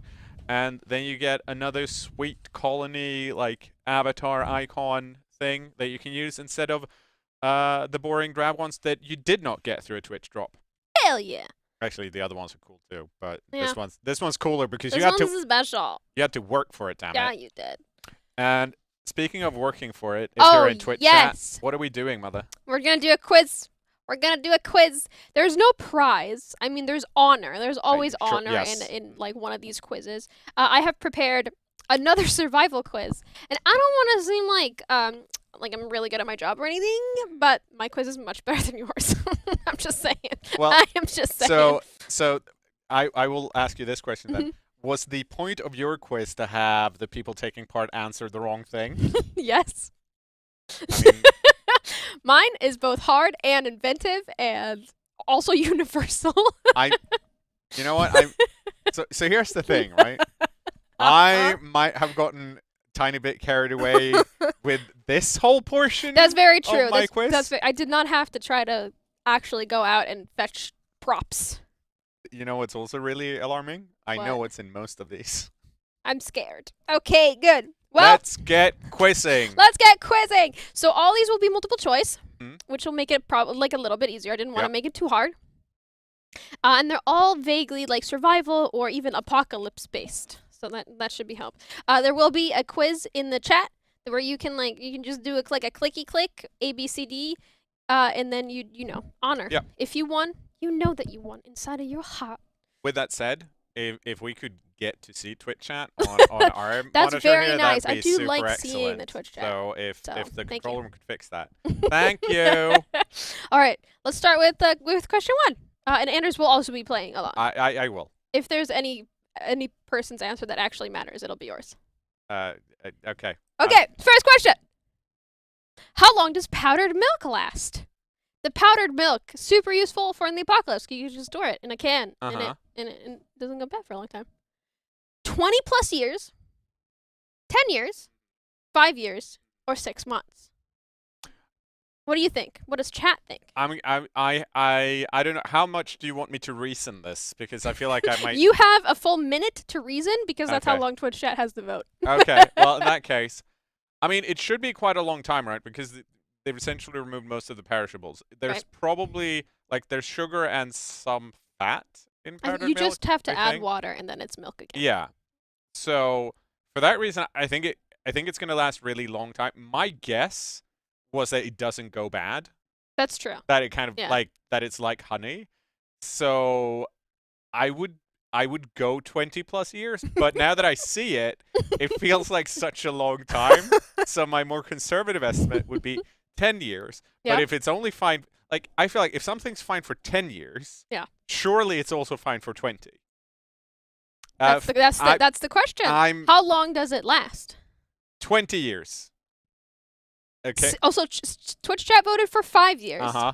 So the official, on most packagings of powder milk, they'll say 5 years. But that's only because that's how long it's still tasty and delicious. But it does last. It is fully nourishable filled with protein for 20 years. So you're right. Anders is correct. It, Twitch and chat. chat is wrong. Okay, we're getting a little bit aggressive. I'm gonna. Okay, so You're gonna keep make score. a note. Me Twitch 1 chat point. sucks. Me 1. No, we love you, Twitch chat. I'm just being competitive. Twitch 0. Okay, next one. All right. This is excellent. Next questions. 20 years was correct. Question 2.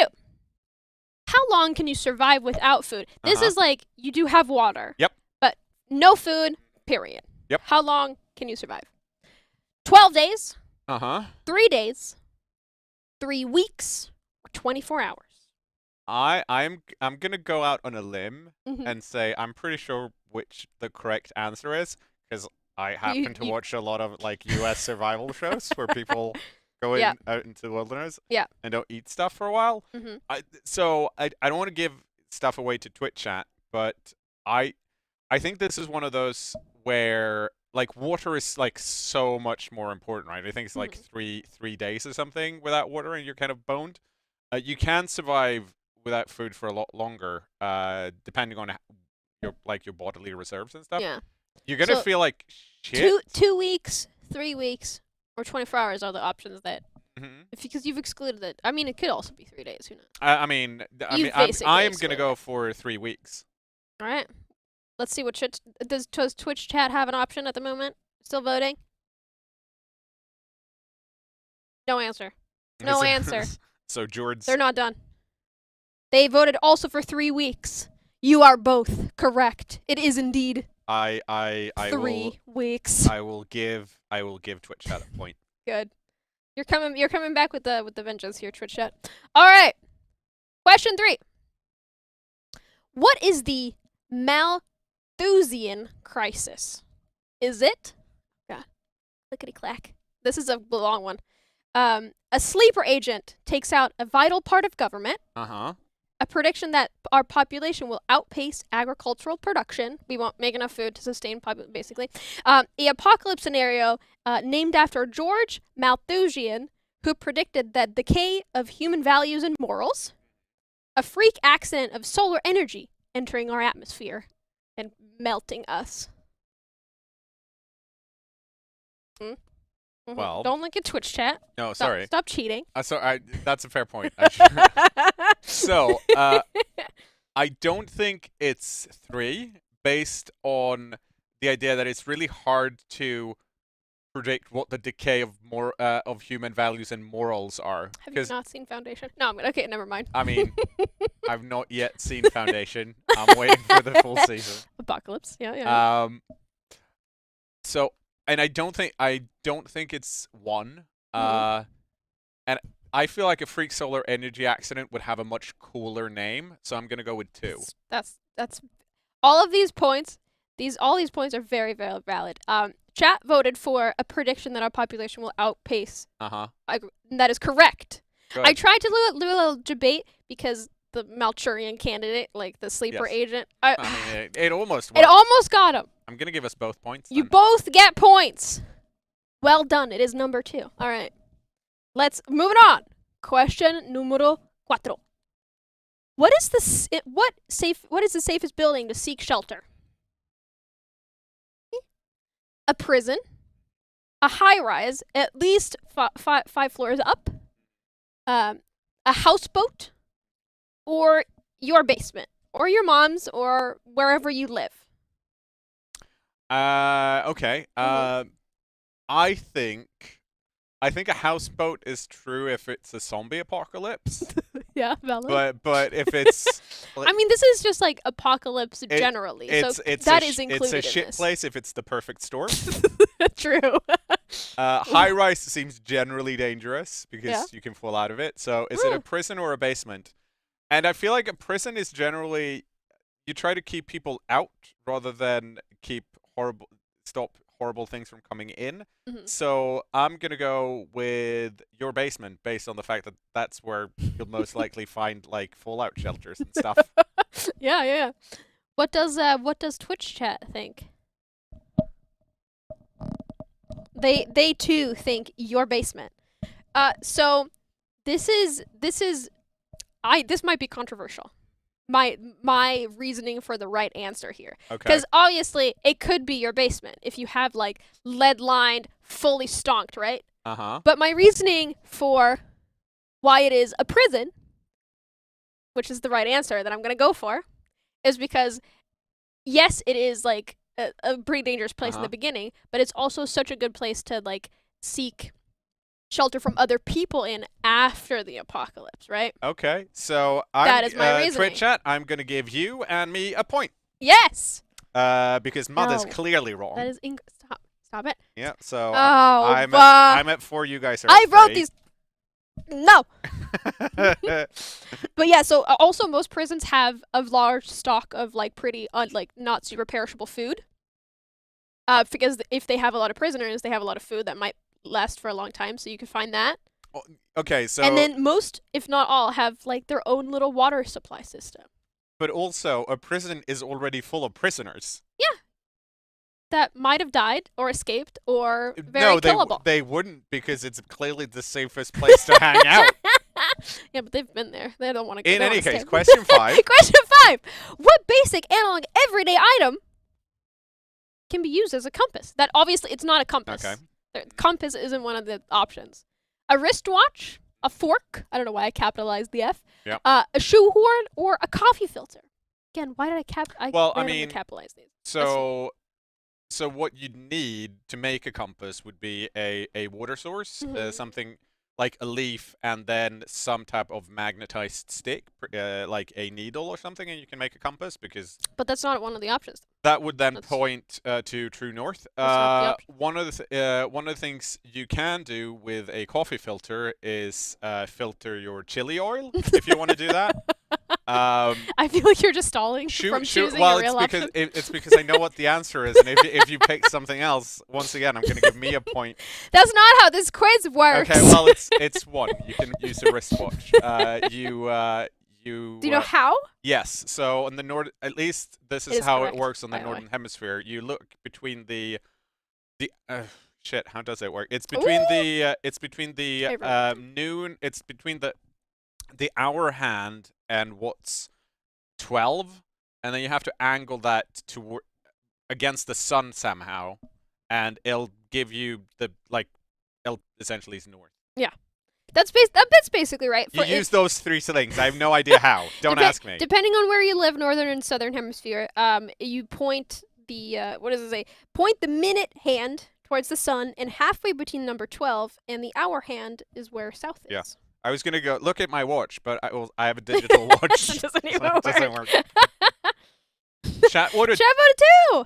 Okay. Wait, did chat vote for 2? So it's not fork. I mean, so here's the thing: if you could magnetize the fork and put it on a flotation device that's easy enough to move, you could use the fork. But because I had a better answer, I'm going to give myself a point. Okay, onwards. Oh yeah, no. I think Sammy Lil has a really a coffee filter with a compass in it. I think that would also really work. That would also really work. Unfortunately, that's not what Twitch chat used. Yeah, and it's not in one of the options. We've been through these. Twitch chat. All right, next question. Question 6.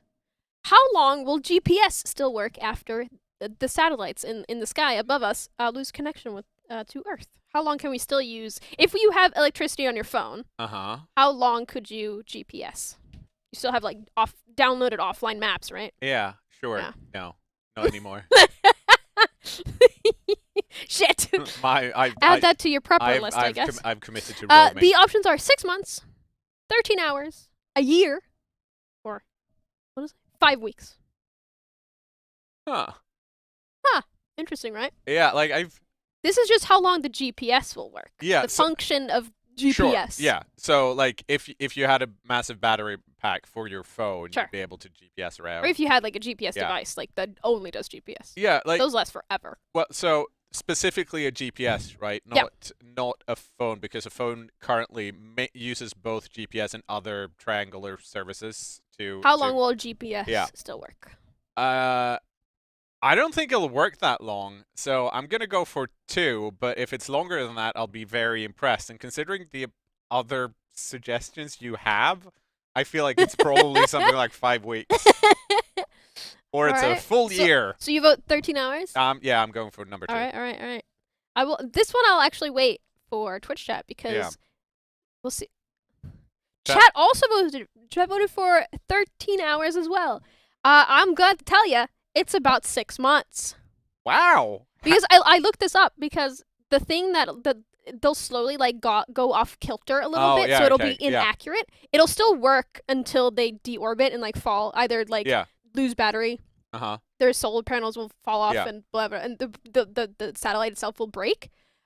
but it will work. So it'll be like, yeah, you're still in Stockholm. It's just I'll be for like 4 days over. You're just like, it's just off. Yeah. But yeah, satellites also will just orbit the Earth until they either like just fall a little bit too close and plummet, or they lose battery and then they'll just stay up there forever. Oh yeah, okay, yeah, that makes sense. Okay, which will be what Google says about 10 years. All right, we only have one more question. Well, I mean, we're almost out of time, so this works well. This is perfect. Okay, I'm gonna do which one is the most fun? Well, anyone that I know in Twitch chat doesn't, because currently I'm in the lead. All right, so I'm gonna skip to question number 9. You get to enjoy all of these. This one I had really fun with. Okay, which of the following will do you the most harm? Sure. Yeah. Guess, and the first one is just the top of your middle finger. Oh. So I was gonna debate somebody. I mean, to be fair, you can do a lot of damage with the top of your middle finger if you're trying really hard. That's very true. All right, so question 9, last question, because that's all we have time with. The Svalbard Global Seed Vault is located in the Arctic and is a repository of crop seeds. What is its capacity? How many seeds can this seed vault hold? 1 billion seeds? 10 billion? 2.2 billion? Or 4 billion seeds? So it's a lot. All of them are a lot. It seems like, number one, when it's like 1 billion seeds, that's not someone counting. That's just someone wanting a big number and being like, 1 billion. And everyone's like, ooh, 1 billion seeds. 10 billion, maybe. 2.25 it seems much more specific. Exactly, which I would have picked had you not gone through the previously braggy Jabady bit, because now I'm like, oh, she's trying to trick us again. I really wanted to do the middle finger one, and then I was gonna like give the camera, middle finger. It would have been really funny. Yeah. So I'm guessing 4 for that reason. 4? You're guessing 4 billion? Yeah, it's a very logom answer. I recognize that, but still. It is a very logom answer, but like in the middle. Let's see what chat votes. I'm seeing like so many different guesses actually, so people seem to be a little bit confuzzled by this one. Well, it's because this one's actually hard. Because this one you have to know. I mean, I've seen pictures. Yeah, but also, have you seen how big or small seeds can be? That's very true. But these are only like the seeds used for farming, so it's only crop seeds. So it's not like every seed on the planet. Sure. Oh my god. Okay, what does chat say? What chat also voted for 4 billion. Haha, you can't win now. Suck it, but chat. One ahead. The answer is 10 billion. It's a big beast. So many seeds. In the ice. Nobody. Who won? I did. Yay! Twitch, you could have gotten a little bit closer. Actually, outside of your very wrong question, I got 4 and they got 2. But realistically, I got 5 and they got 3. All right. But how do you feel it went? How did it go? I am pretty pumped that I actually got some use out of my like teen scouting escapades I had. That's how I knew about the clock one. Yeah, no, it was very good. Okay, so here's the thing. So we just got a message from the control room that says I'm a shit scout. Now, I don't know if Patricia talked about the Instagram filter. Yeah. That they added. Let me show you. Oh yeah, that's very true. If you haven't checked out the Instagram filter, I'm not going to show this. I'm not going to show this. There's a surviving the. Just search for surviving the aftermath on Twitch chat or on stream. But look at what I get as a result. You get a scout. I got a scout. Yeah. Natural scout, motherfuckers. This is just established. It's canon. Yeah, it's exactly. Canon. But yeah, thank you so much for participating. If you won, you know you won. All right, you know if you won. Okay, so you're staying put. I'm staying put. We're dragging Patricia back in. I probably have to open the door to let her in. 7 because deadbolts. we're so close to release, you guys. So close. You're going to be here until the end? Yes, for another 45 minutes. Till the whole thing blows up, and then we're going to survive the aftermath. We might eat more cans. I recommend. Well, that one's going to be sweet. Okay. These are some type of soup. This is either great or horrible. This is the same. Okay. One of these is bad. One of them is good. Well, one of them's the weird. Oh yeah.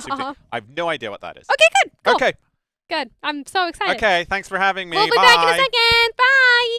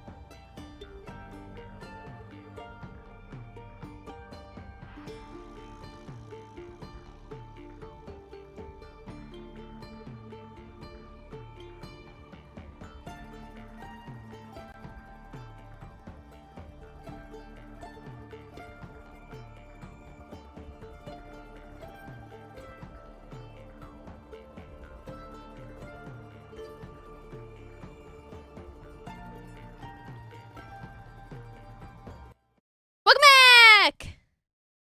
Yeah, so there was another leak, so Patricia's back. Yeah, I'm back.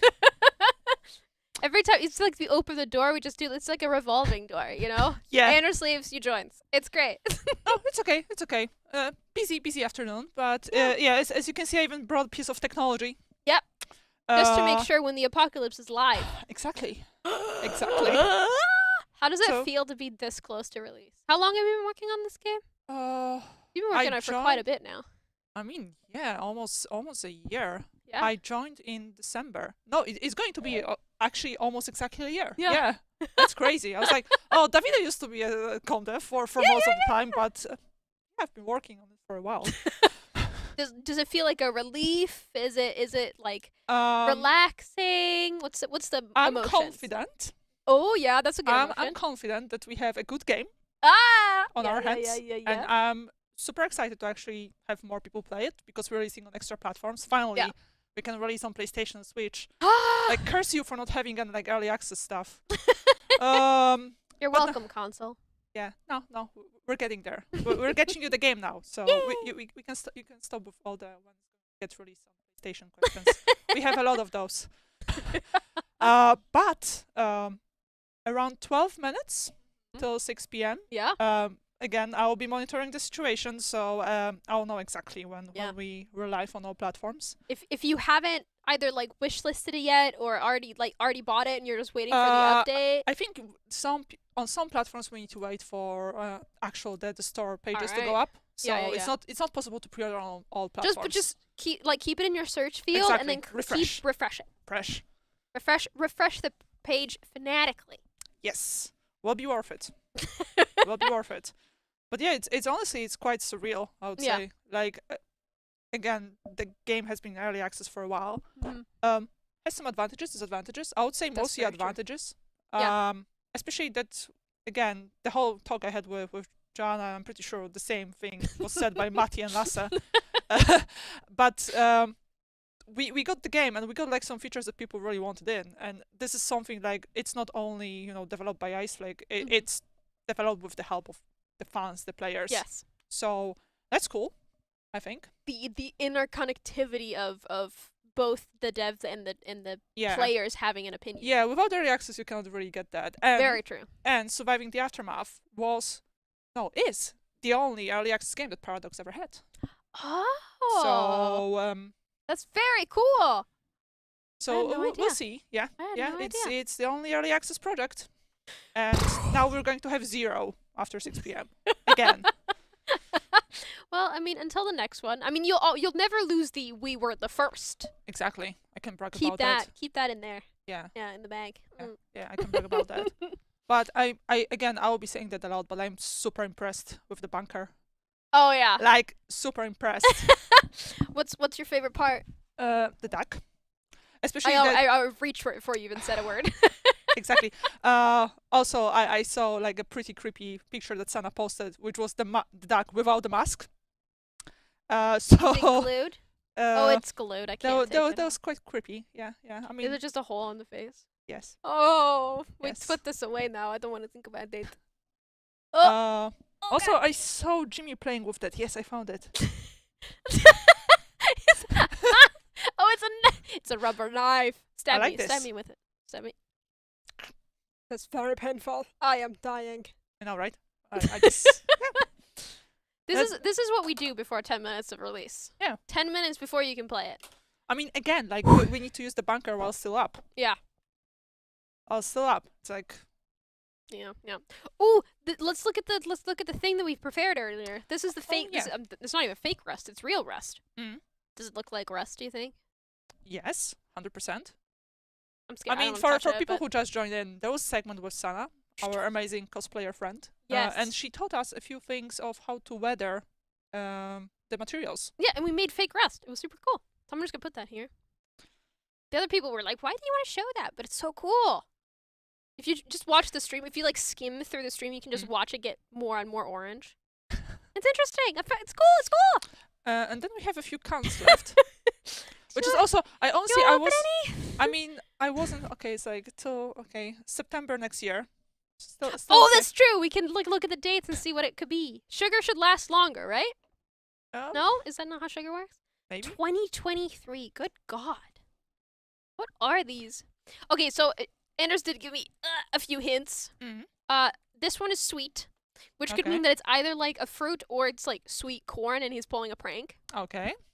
And then one of these is super gross, and the other one's delicious. Okay. So it's literally just whichever. And then this one he had no idea, and then these ones are like just food stuff. Oh, open! Oh, somebody's here! Oh. Only one? There's 2 of us. I'm not hungry, thank you. The outside creatures gave us a spoon. Yeah. It was Anders. What's the purpose? There we go. Oh, okay. You get this. I don't want this. I don't want to eat this much of gross. Okay, which one do you want to do? Do you want to do one of them before the game releases? How much time do we have left? We have 7 minutes. Again, Surviving the Aftermath, coming out of early access. Coming spoon. Eating stream. Which one is the safe one? I think this one. He said it was sweet. I think like how bad can it be? Right? It's either sweet corn or like a yeah. Yeah. Let's check. Oh, it has a little tab. Okay. Tab it. Oh, it looks. Is it coconut? No. What is that? Condensed milk. Oh yeah, it's. I'm into. Sniff. Does it smell like anything? Okay. What is that? Smell it. I think it's condensed milk. It's gotta be, right? I don't know if I'm smelling the actual contents or it's just the can. Well, the can is shouldn't be super. That's actually really hard to open. I'm just gonna. Okay. It's like a gooey Wait, something. Let's do it together. Yeah, just a dip. Is that what condensed milk tastes like? I have no idea. Okay. Chat does think that it's Yeah, it is. Yeah. It is. Okay, that's fine. I'm fine with that. See, I could put this putting this in a dessert or something. Yeah. I couldn't eat this. It's too much, but it's super sweet. But again, I that's definitely actually prefer, quite good. That's prefer actually this quite good. than pickled herring that I know. Oh my god, no! If we open that in here, I won't be. I'll quit. I will leave this office. I mean, it's like actual official regulation in Sweden that you're not allowed to like bring in buildings or something. There might be like regional laws on that, but it's also more like courtesy. If you do it, we'll have to evacuate like 2 blocks. Okay.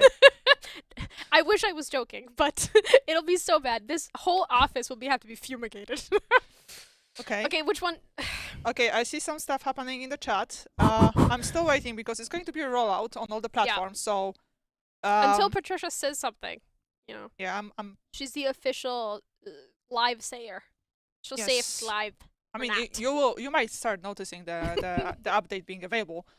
You're more than welcome to start downloading. Do it. Do it. If you're one of the lucky ones. Chat. Should we open another one with the 5 minutes? Oh God, honestly, we could open. I don't know.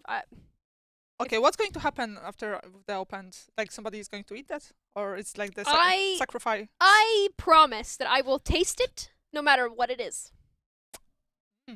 Chat. It won't be like a big chew, but I'll taste it. I used to eat condensed milk out of the can. How can you do that? Like it's sweet just sniffing it. It smells like you know milk. I couldn't. Yeah. You put like cornflakes in, like sugary cornflakes. Yeah. That's what it smells like. It's crazy. Okay, so we have Steam up.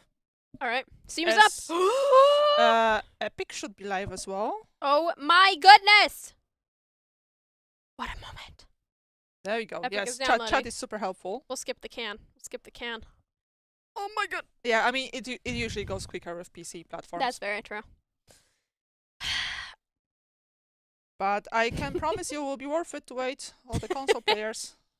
Yeah. Is there any patch notes that they can read for 1.0? Yes, we actually released the patch notes an hour ago. Pretty close to release. Yeah. Also quite chunky ones. I mean, it is a big update. It is. Yeah. But also one thing, especially for console players, you might notice that the patch notes are a bit longer for the PC players. Please don't worry, it was just easier to squeeze more stuff in the PC patch, but all the changes you will see there are coming on consoles soon as well, and we'll have more information on that. So please don't worry. There are a few like balancing changes and fixes, but they're all coming to consoles. So there was just too many patch notes to fit in the text box. Oh, trust me, like the patch notes that Joanna usually provides. Yeah. There's something. They're like 7-8 pages at times. Jesus. I remember that one time when we there was an update for another one of our games, and we just laid a dev out, and then we just Stellaris. Ah, yes. They use the dev count and the banana count. It's like banana dev and the patch notes. Yeah. We don't count pages. We count how many devs long a patch note is. Yep. Those are super fun. Fun. Okay. Oh yeah, somebody sent the patch notes in the chat, so thanks for that. Yeah, thank you so much. Check them out. See what's changed. Okay. How's it looking? It's looking good. I know that our friends from Iceflake might be joining once we are. Oh yeah. Coming in to celebrate with us. Yes. It's such a shame we don't have confetti. I know, right? Such a shame we don't have confetti, right, Jimmy? No reaction. Completely ignored. I was promised confetti. I will hold grudge for the rest of my life. One day I'll like sneak one of them in and only pop it in the control room. Don't tell him though. Imagine the rage. Don't tell him. No you're not even party poppers. Apparently it's too much cleaning in our bunker isn't super large, so I mean we have cans. Can we throw those at Jimmy? Now he looked. He looks. I tried to get his attention for so long, but that catches it. Yeah, that got his attention. I mean, it is sort of almost a murder threat, so I guess that makes sense. Cool. I mean, while we wait for Iceflake, I'm just gonna open one because I mean you keep track of releases. I don't. Which one? I almost want to try one of these because one of them is supposed to be super bad. What do you think, chat? Which one? Just tell me. A, B, C, D, E. Which one? It's A, B, C, D, E. Chat, give me. Come on, type them in chat. Tell me what to do here. Which one do you want to see me choose the worst? Try. Choose the worst. An A and an E. Oh, gross. Okay, well, I guess we'll do an E again. Okay, well, people wanted this one, so at least I have like a chaser in the form of condensed milk. So if it's terrible, there it is. I get to be absolutely appalled. I'm so bad at this.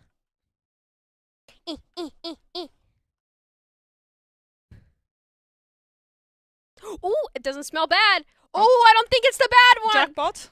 I think I got the jackpot. Thank you, Okay. chat. I don't think this is the super bad one. I think I know what this one is. Okay, it's going to be fruit, vegetables. We'll see. It's food for sure. Okay, I need to ask because again, I was too busy to actually follow like what Mats and Stefan were eating earlier. Yeah. There wasn't any cat food in there. No.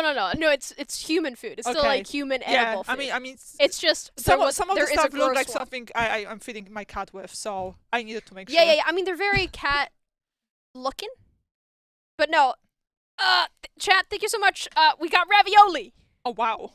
It's like ravioli. It's probably better heated, obviously. But. Honestly, my brain's so confused because those cans look like they fucking survived an aftermath, basically. Yeah, didn't Sana do a good job at? I mean, decorating them. Watch the stream. Go back and watch. You will see how you can actually make your own aftermath cans. I was really hoping for like pineapple or something, but this is due. I'll eat a whole ravioli. I mean, a big can of tuna is kind of cat food. I'll eat can of tuna too. That's true. Okay, but there's no tuna-sized cans. Two words the same. Okay, Rhea. Yeah, it's just ravioli. That's not bad. I don't even need a chaser. My God. Okay, it's 8:01. How we looking? I'm checking with the consoles. I feel the tingles. I mean, again, it can take a while. After all, we have that was not bad. A few platforms. What? Oh. Are you gonna eat that? Somebody got hungry. Somebody just came and stole our food. They didn't even trade with us. Do we get nothing in return? Do you not know how to play this game, Jimmy? Ugh. Useless. And he's gone. He might be going to heat it up so that I could actually eat it. I'm hoping. Okay, so we're up on Switch and Xbox. We're just waiting for PlayStation. Nope. Come on, you can do it, Sonny. We believe in you. Okay, now we're just going to watch Jimmy eating ravioli. Jimmy is fully just straight up eating the ravioli out of the game. Oh. But we're up on Switch. Yeah, that's a new platform. Yeah, Switch and which one was it? Switch and Xbox. So yes. Xbox Store. Go and eat it. Jimmy is hungry. I mean, I don't blame him. It's not gross. But I wish I would have opened the other one so that you couldn't have it. I mean, it's been a while, right? it's been a while since that's all day streaming. We have gone hungry today. We did not have a lot of food until we opened these cans. True. And yeah, we had to wait for the food segment, so. I'm gonna take this off. It's getting a little bit warm in here with all these lights. Yeah. I wish I would have had a Surviving the Aftermath t-shirt. I mean, I'm not representing today. I mean, a little bit. And we have a brand new logo as well. It does look so good. Yeah. I like it a lot. We were waiting, honestly, the confusion, which logo to use, because we have it for a while. It was like, let's wait for the 1.0 to actually reveal it. And it's like, no, this one. That's how game designing is. Game design works. Okay. Sometimes you have a product way before it's time to release it. Ooh. Okay. Still waiting. Still waiting. Luckily, they didn't go for cockroaches. I mean, it is a part of the game. I don't know about you, but I watch so many YouTubers going to Asia and trying. Oh, that's true. I want to try dried bugs. Okay, this is good. So you can buy those the bugs that for Halloween. Yeah. Back in the day, we used to have when I was pretty little, when I was living at my parents' house. We used to have a big Halloween party every year to with friends and family. And we did always have bugs, the dried bugs. You could buy lollipops with scorpions in it. Yeah.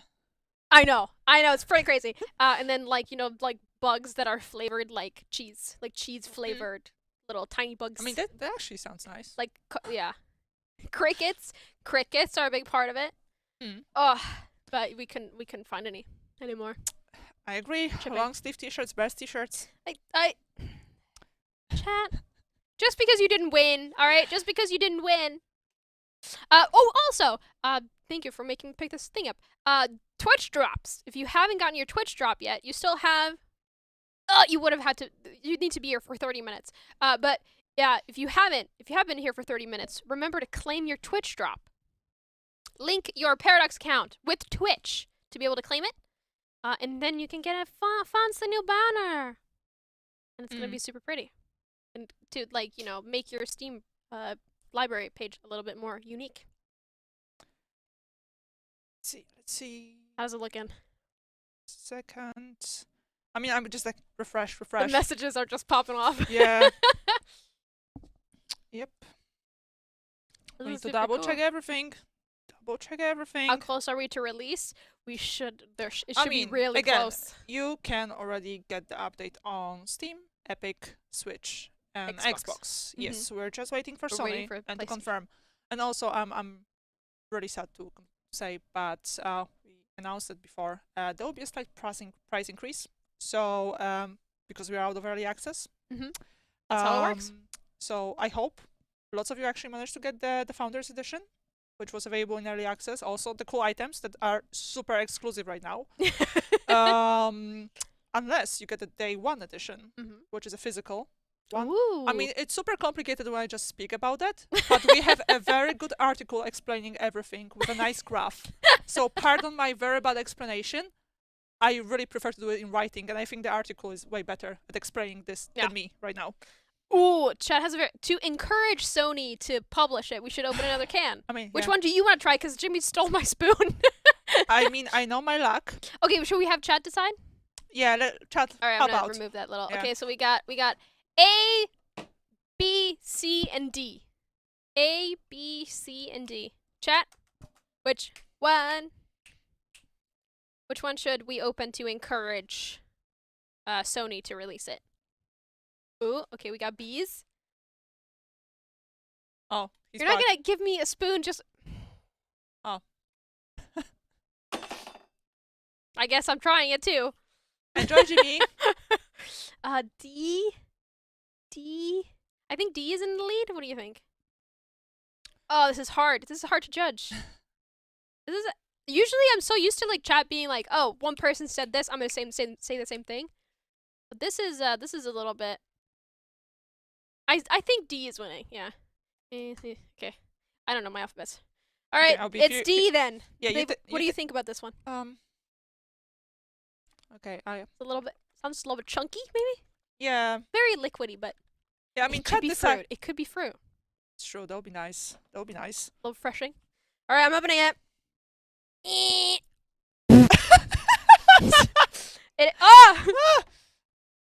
Okay, what's the smell? Is it? It doesn't smell bad. I think it's fruit. Okay, good. Shit. I still have to open it. It's leaking. Can we get some Can we get some papers? I mean, we can make a mess now, I guess. Yeah, this is almost the last segment. Canned pineapple. Ooh, that could be it. Yeah. It could totally be it. Also, don't cut yourself. No, it's good. I'm an adult. Also, I'm happy you're doing that because I'm completely useless as using this one. I need to have a. Oh, one of those spinny ones. Yeah. Oh, thank you. Oh, yeah, we have help. The magic towel fairy. Oh, arrived. Oh God, why is it so filled with liquid? Yeah.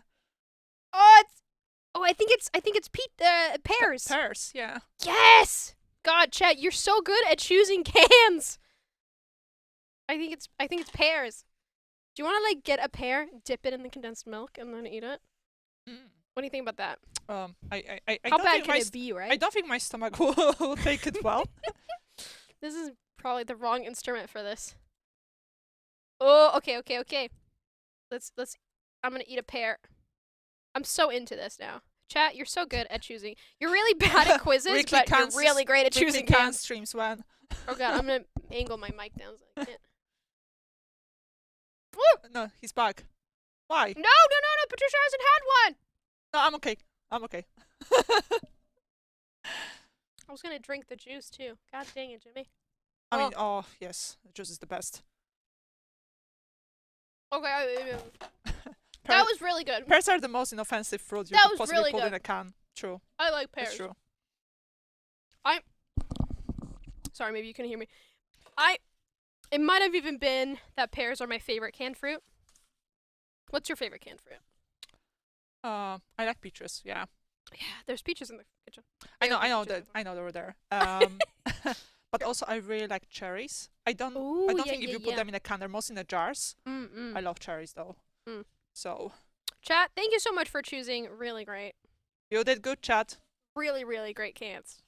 We still have 3 left, which means this is like, you know when you eat like, when you do like food roulette, and there's like, what does this bean taste like? And you only get good ones, and then like, oh fuck, karma's gonna hit me soon. Yeah. Karma's gonna hit us, and these are gonna be gross as fuck. Yeah, we're leaving those ones out. Yeah. Jimmy, you can read them later. Oh yeah, all the cans that we don't open, Jimmy has to eat. I think that is a great, great idea. Oh, okay. Okay, let's wait. Canned mixed fruit with cherries. That's very true. Those are the best. Those are really good. Well done, chat. Well done. Okay. Also, if anyone is playing on Paradox Plaza, I mean, get the key from Paradox Plaza. Yes. You can get the key from Paradox Plaza. Yes, exactly. So it's also there. It's also there. If so you want to just buy the key itself, maybe to gift, you can buy it on paradoxplaza.com. Yeah, okay, I can see you eating the pears, and I despise you. Those were my pears. I was gonna eat those. Can you leave one? So, I have news. You already ate them all. Already? You already shoved them all in his mouth. Oh my god. His mouth's completely stuffed. Tell us the good news, Patricia, while I cry over my pears. I believe we're out on all platforms now. So, yes, Surviving the Aftermath officially ended early access. Yay! And we successfully launched 1.0 update. Yeah, we need to imagine the confetti. I know. Jimmy, damn you. Where's the confetti? But we have a really nice release trailer we can show with you. Yes, we do! So, play it on. Everything we once knew is gone. We've become drifters, roaming the wastelands, scouring the wreckage for something to hold on to, searching for someone to light the way forward.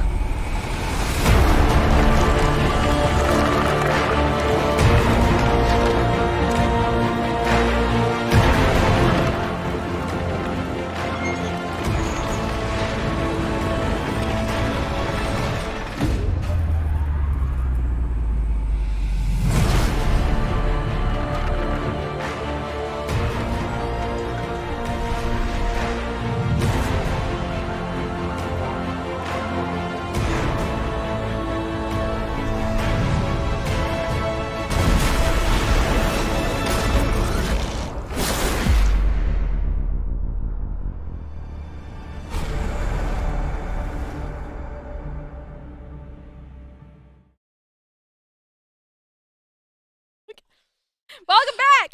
Welcome back. We're hope you enjoyed the trailer. Oh, you spell that? Okay, I'm just opening them because I'm curious. Yeah. It's some stuff happening. But again, huge congrats from us to Iceflake on releasing Surviving the Aftermath. We also want to thank you for joining us today, especially Matti. Yes. Lasse and Joanna and Emily. Thank you, my dear ambassador. For joining us. It was absolutely amazing. Also doing the streams in the past with you. And again, huge congrats on launching the game. Well deserved.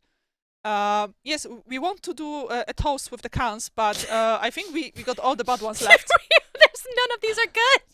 These are both like some sort of stew, I think, and I know that one of them was gonna be like a kebab soup. Okay, don't blame me. I didn't buy these stupid cans, alright? So I don't think we're gonna toast with any of these. Okay, at least we uncovered the mystery and hear the rest of the cans. Yeah, that's the soup. Also, the lag of party poppers is on Jimmy. Yes, it's 100% on Jimmy. Yes. I'm gonna start like what is it called, like a poll, what is like the where you write your name. Yeah. And then we're gonna like revert this law change so that we don't have any party like poppers or confetti. There is a party popper emoji on Steam, right? Yeah, just send that. Which send that one. Yeah, you can celebrate in the chat more than welcome to. But yeah, I mean, it's been a very nice stream. Right. Yeah. Have fun. I really enjoyed that. Yeah, that was fun. What was your favorite part? Say my quiz. Your quiz. Oh, good. My quiz was the best. She said it. Good. Just wanted to know. No, but like, yeah, it's been super nice. Super nice. Yeah. But yeah, once again, thank you so much for joining. I mean, maybe you've been with us since, well, like, for the last 5 hours. Yeah. Then we really appreciate you. For anyone joining last minute also, thank you so much for tuning in. We hope you enjoy. Yeah. And yeah, let's get to the game. I mean, yes, please Let's go play. download, play, buy, everything. Thank you so much, everyone, and I hope to see you soon. Goodbye. Everything we once knew is gone. We've become drifters, roaming the wastelands, scouring the wreckage for something to hold on to, searching for someone to light the way forward.